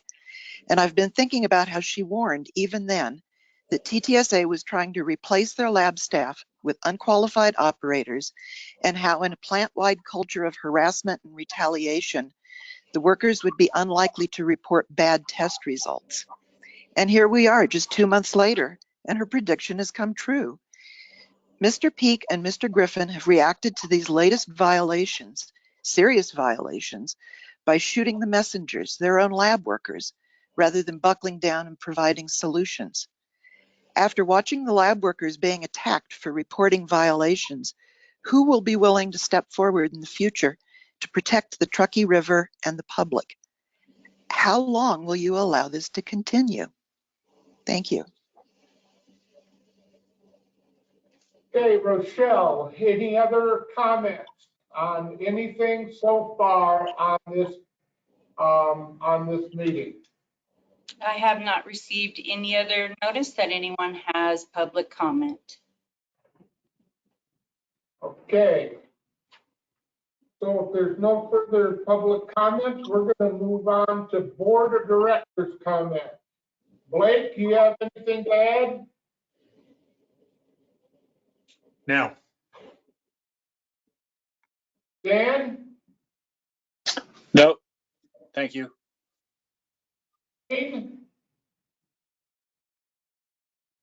Lane, any comment? No comment. Okay, David, what do you think? I'll try my best to catch up. That a boy. Okay, if there's no further director's comments, we'll move on to closed session. Thank you, everyone. We're moving on to a closed session. And for board directors, I will resend the link.